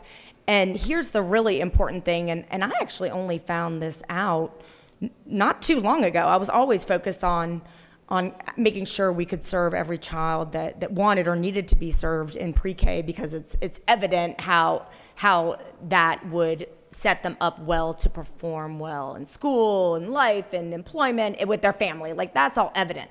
But what I didn't know and only recently learned is that 90% of a child's brain development is done by age 5. 90%. And when I hear that, I realize because we didn't fully understand the brain science, it's really coming along what we can learn in that regard. Well, we've had education kind of flipped on its head in many ways. We started it at age 5 throughout all of these centuries or decades, right? And it turns out that we really need to make a much stronger investment in those absolutely critical birth to 5 years. So I do consider this bill an excellent step in that regard. I'm really excited to see it because I actually filed a bill that would do this in SB 98 in 2017. So I'm absolutely thrilled that the senator from the 4th is doing such amazing work in this entire space. And I hope that we will consider this a first step. I know that our president and the senator from the 56th and others are doing some work on the high quality child care piece and the pre-K access piece. Given that we now are learning that 90% of a child's brain development is completed by age 5, I hope we'll regard that as an impetus to seriously study this issue further and look at what we can do to have all of Georgia's kids ready for kindergarten and for K through 12 education. And I look forward to continuing to be a part of those conversations.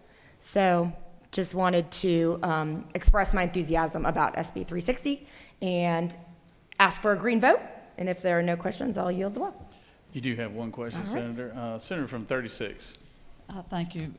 This is a Senator Yield. Certainly, to my friend from Senator, Fulton. if I could, isn't it true? I'd like to add a little bit more history to this. I'd welcome that, Senator. And isn't it true that in the 90s, then Governor Zell Miller, when he created the Hope Scholarship, shared the news that you just shared about brain development by Well, the age of 5. thank you for educating me on that. Yes. How critically important is that? And further, isn't it true that I have the knowledge and attended the conference that he had on understanding the developing brain? So this really raises a flag for us that it's time to move in the direction that this bill takes us. And I was here in the 90s when Governor Miller proclaimed that children need to be educated at a very young age, embraced. And that's why, isn't it true, that Governor Miller sent home with each newborn the little engine that could. Mm-hmm. Yep. Beginning that journey to learning as the child came home with their mother from the hospital. That is certainly true. And, I know we're all grateful to the work that Governor Miller did with you as a legislator and others in this room to advance that conversation in the 90s. And let's not let 30 more years go by before we make substantial improvements to what we did in the 90s. That's the message I want to leave everyone with today. Thank you. I yield the well. Senator has yielded. Does any other senator wish to speak for or against the measure? Senator from the 53rd, for what purpose do you rise? Parliamentary inquiry, Mr. President. State your inquiry. Not to be outdone and to add a little bit more history to this, I'd just like to acknowledge my cousin, Miss Ella Marie Moore, the very first pre-K teacher in Georgia. All right. What year was that, Senator? Senator from the 35th, and now is the appropriate time. Thank you, Mr. President. I would like unanimous consent to excuse the senator from the 22nd, our whip from the 22nd. Without to be objection, Senator from the excused. 22nd is excused. Did you say 26 as well? No, just Just 22. the 22nd? Okay. Thank Without you. objection, Senator from the 22nd is excused. Does any other senator wish to speak for or against the measure? Chair hears none. Is there objection to the previous question being ordered? Chair hears none. The previous question is ordered. Is there objection to agreeing to the report of the committee which is favorable to the passage of the bill? Chair hears none. The report of the committee is agreed to. Is there objection to the main question being ordered? Chair hears none. The main question is ordered.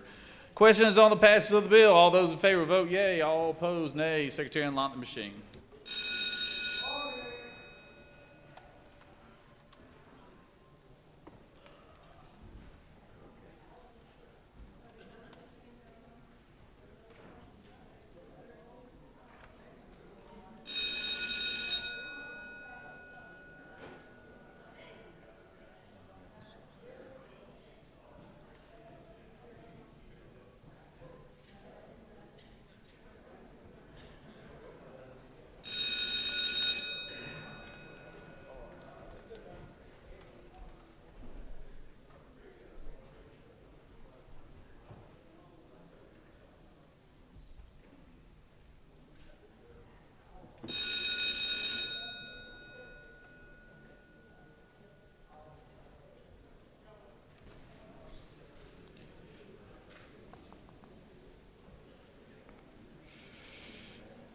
On the passage of the bill, the yeas are 50 and nays are 0. This bill, having received the requisite constitutional majority, is therefore passed. Secretary Reed, SB 449, please. Senate Bill 449, a bill by Senator Walker of the 20th and others, a bill to be entitled an act to amend Code Section 31712.8 of the OCGA relating to certification as nursing aide and employer-sponsored training and competency examination program and for other purposes. The Senate Committee on Regulated Industries and Utilities recommends that this bill do pass by substitute. Respectfully submitted, Senator Cowser of the 46th District Chairman.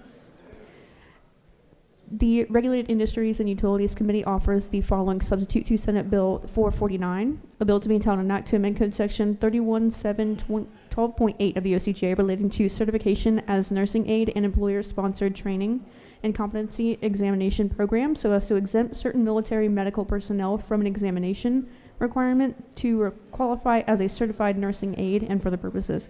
That completes the order, Mr. President.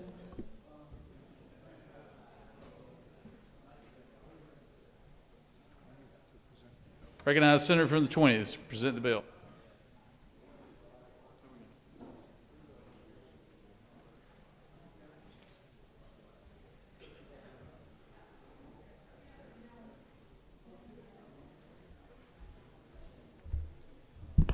Thank you, Mr. President. You all can breathe a sigh of relief. I'm not talking today about coloring hair or cutting hair. We're going to move on to another topic. I want to first thank the Lieutenant Governor's office, the Lieutenant Governor himself and his office for helping me with this bill as part of his efforts to improve our workforce situation, especially our healthcare workforce, and part of his red tape rollback. They've been instrumental in this for me. We've got 9 major military installations in Georgia that we're very, very proud of, and we've done a lot to support our veterans and military. We have, a few years ago, we exempted part of their retirement pay from state income tax. We've got the Vector training centers to help get military folks leaving the military into the private sector workforce. A lot of efforts to support our military. There's more bills coming this session. Because of our 9 military installations, we have a lot of military that come through Georgia, and we want them, when they decide to leave the military, oftentimes they've put in 20 years of service and maybe they're 40, 45, 50 years old. We want them to retire in Georgia. We want to bring them back because they're great citizens and they're great members of society. They make great employees, great entrepreneurs, great members of our workforce. So that's what this bill is about. We've got a rural healthcare workforce shortage and really a healthcare workforce shortage throughout the state.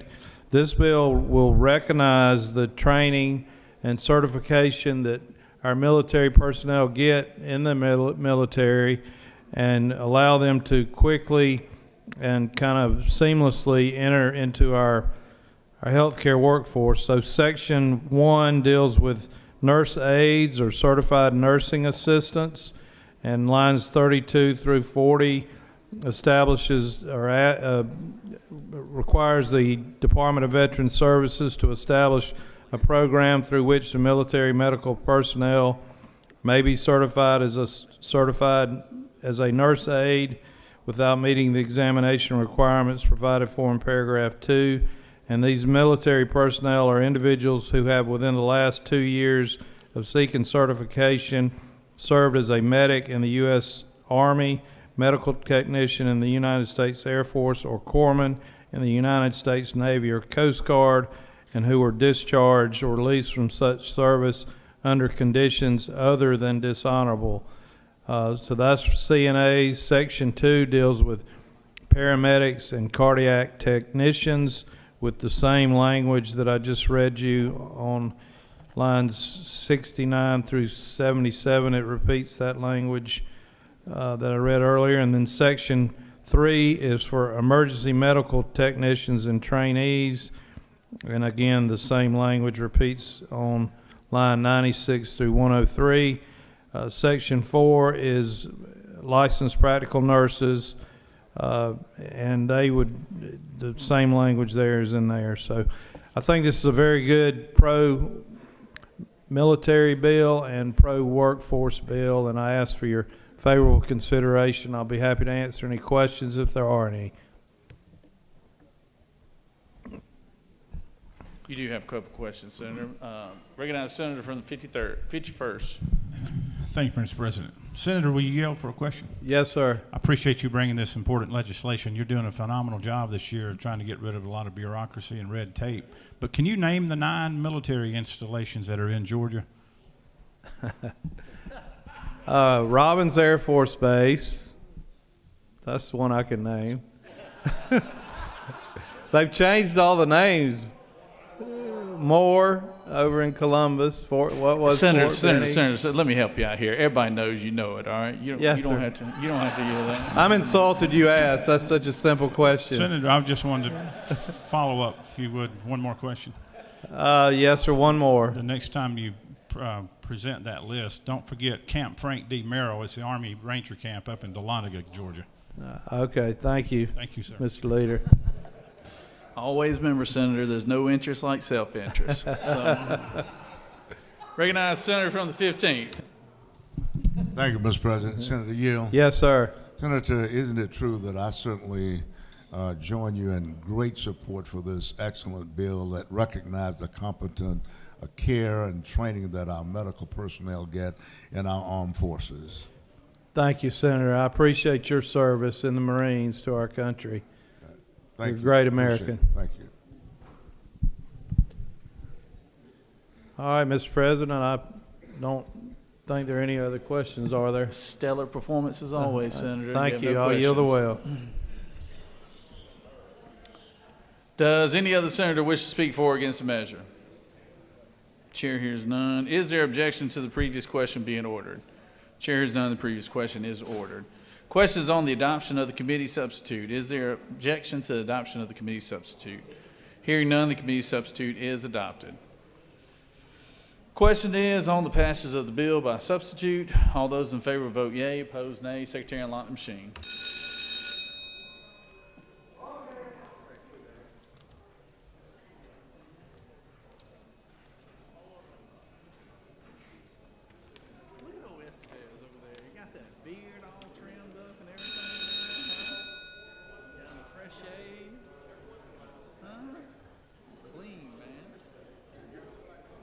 Took a paper edge, you got that thing there, huh?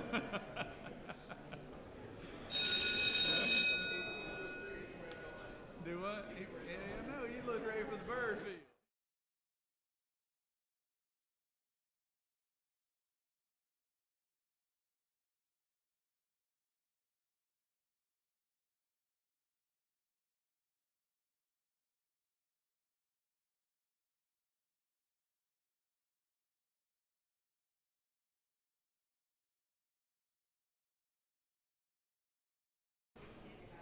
On the passage of the bill, the yeas are 49, the nays are 0. This bill, having received the requisite constitutional majority, is therefore passed by substitute.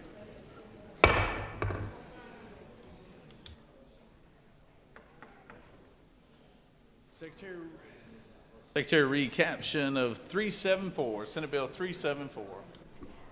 Senate Bill 374, a bill by Senator Walker of the 20th and others, a bill to be entitled an act to amend Chapter 15 of Title 43 of the OCGA, the Professional Engineers and Land Surveyors Act of 2021, so as to change provisions relating to land surveyor interns and professional land surveyors to provide for educational requirements and for other purposes.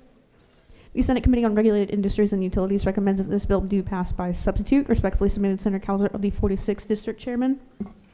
The Regulated Industries and Utilities Committee offers the following substitute to Senate Bill 374.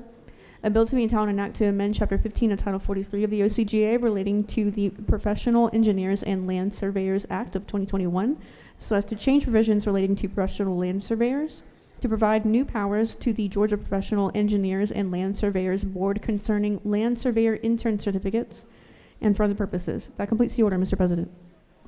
Recognize Senator from the 20th.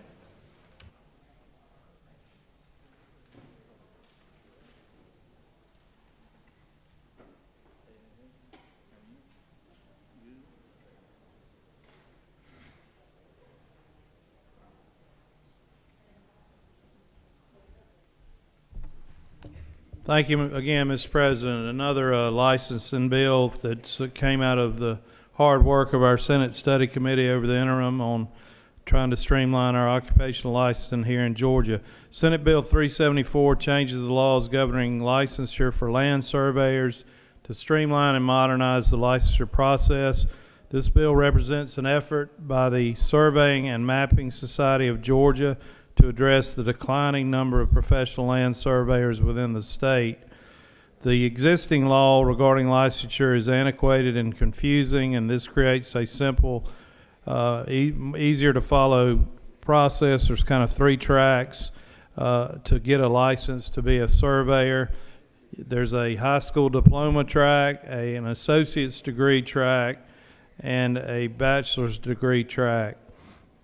So Section 3, all the language that's struck in Section 3 basically is striking the apprenticeship or internship program that they have, and they are going to move that, the rules and regs of that, into the licensing board instead of having it in the code, because it just kind of creates confusion.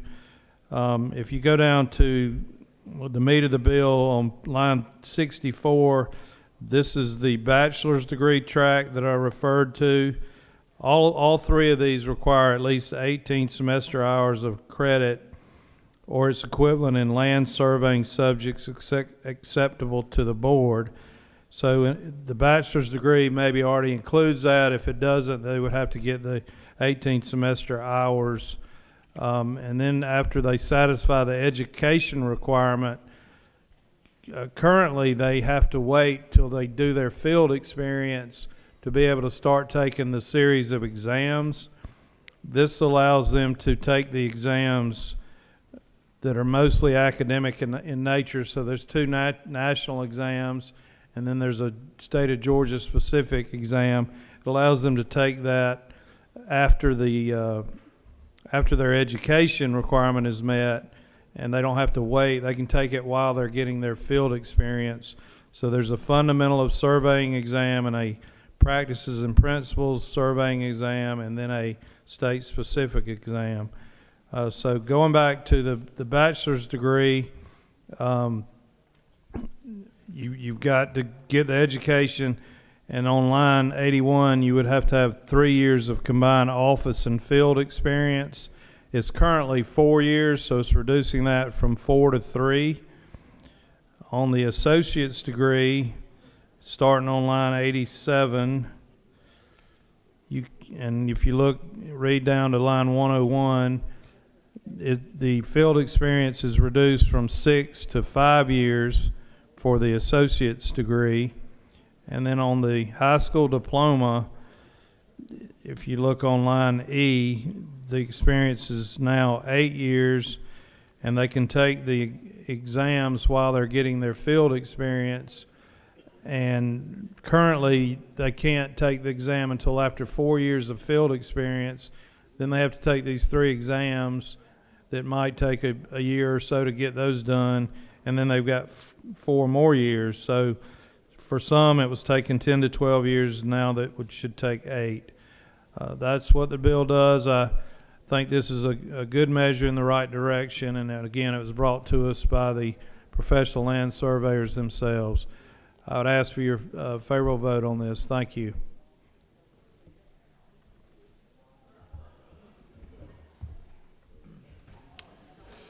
Senator has yielded. Does any other senator wish to speak for or against the measure? Chair hears none. Is there objection to the question being ordered? Chair hears none, and the previous question is ordered. Question is on the adoption of the committee substitute. Is there objection to the adoption of the committee substitute? Hearing none, the committee substitute is adopted. Is there objection to agreeing to the report of committee which is favorable to the passage of the bill? Chair hears none. Report of committee is agreed to. Is there objection to the main question being ordered? Chair hears none. The main question is ordered. Question is on the passage of the bill by substitute. All those in favor vote yea. Opposed, nay. Secretary, unlock the machine.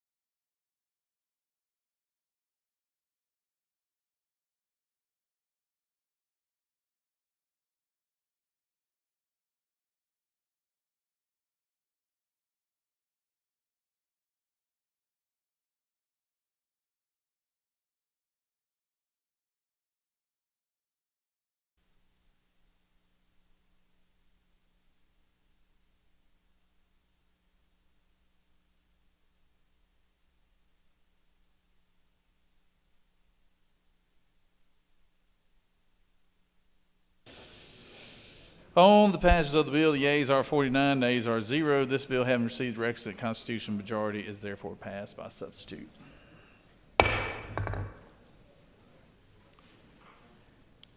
Secretary reads Senate Bill 232. Senate Bill 232, a bill by Senator Kennedy of the 18th and others, a bill to be entitled an act to amend Title 15 of the OCGA relating to courts, so as to provide for probate court fees, to provide for funding for the State Children's Trust Fund, and for other purposes. The Senate Committee on Judiciary recommends that this bill do pass by substitute. Respectfully submitted, Senator Strickland of the 17th District Chairman. The Judiciary Committee offers the following substitute to Senate Bill 232. A bill to be entitled an act to amend Title 15 of the OCGA relating to courts, so as to provide for probate court fees, to provide for definitions, to provide for funding of the State Children's Trust Fund, and for other purposes. That completes the order, Mr. President. Senator from the 2nd, for what purpose do you rise? Thank you, Mr. President. I ask for unanimous consent to excuse the senator from the 14th. Without objection, Senator from the 14th is excused. Now, I now recognize Senator from the 18th to speak to the bill.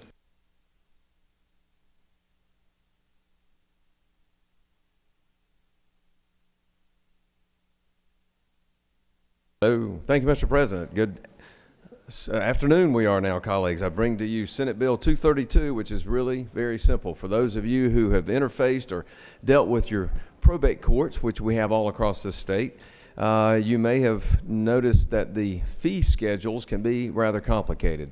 And so this issue was actually brought to us by the probate judges, the Council of Probate Judges from Georgia. They wanted to make them uniform, simplified, and make it more understandable and easy for the public to deal with. In doing so, what they have done is they have made this, in essence, revenue neutral. So they did not take this opportunity to raise fees on litigants, attorneys, and the citizens that interface with their courts. One of the things they did was they did away with a per-page record filing fee, and so that's something that's going to save a lot of folks money. Happy to answer any questions, Mr. President. But before you ask any questions or want to comment on this bill, I would remind you that lunch is in the anteroom, and there's only one bill that there's only one more bill that stands between us and lunch after this one.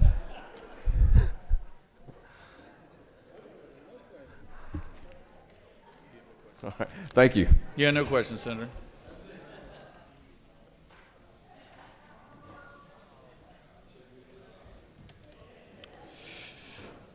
Does any other senator wish to speak for or against the measure? Chair hears none. Is there objection to the previous question being ordered? Chair hears none. The previous question is ordered. Questions on the adoption of the committee substitute. Is there objection to the adoption of the committee substitute? Hearing none, the committee substitute is adopted. Is there objection to agreeing to the report of the committee which is favorable to the passage of the bill? Chair hears none. The report of the committee is agreed to. Is there objection to the main question being ordered? Chair hears none. The main question is ordered. Questions on the passage of the bill by substitute. All those in favor vote yea. All opposed, nay. Secretary unlock the machine.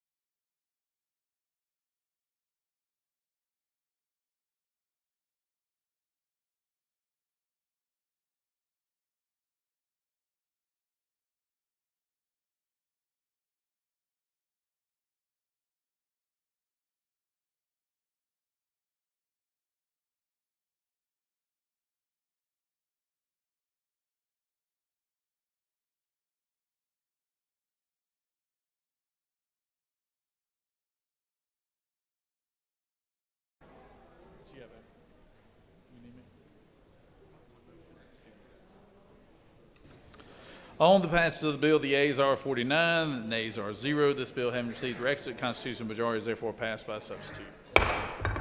Rick. Secretary reads SB 427. Senate Bill 427, a bill by Senator Tillery of the 19th and others, a bill to be in town and act to amend Titles 10 and 26 of the OCGA relating to commerce and trade and food, drugs, and cosmetics, respectively, so as to provide for disclosure requirements for advertisements for legal services and for drugs and for the purposes.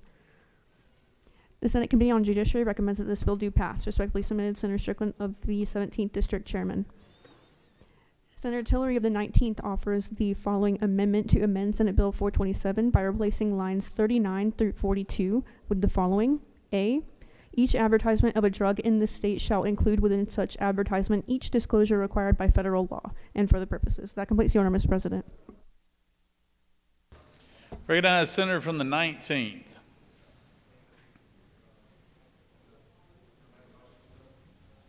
You sure can. Thank you, Mr. President. I'd like to move, in the spirit of lunch, that Senate Bill 427 be placed on the table. Oh, you're so kind, Senator. Senator has moved that the Senate Bill 427 be placed on the table. So many senators before you fight to get their bills to the floor, and you want to table yours. All right, so is there objection? Without objections, the bill is tabled.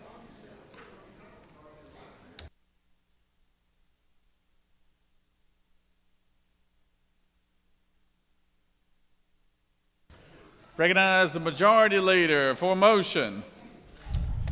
Thank you, Mr. President. I move that the Senate stand adjourned until 10 a.m. on Wednesday, February 21st.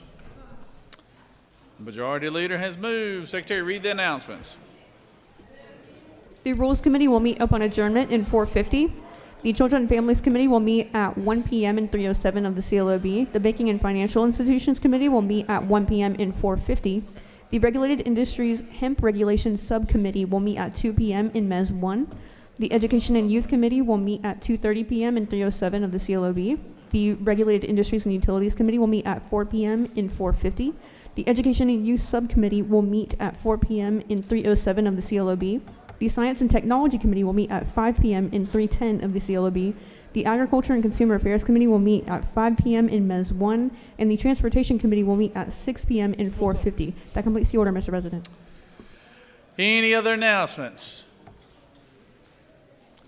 The Majority Leader has moved. Senate stand adjourned until Wednesday, February 21st, 10 a.m. All those in favor signify by saying aye. All ththose opposed, no. The ayes clearly have it. We're adjourned. Have a good day.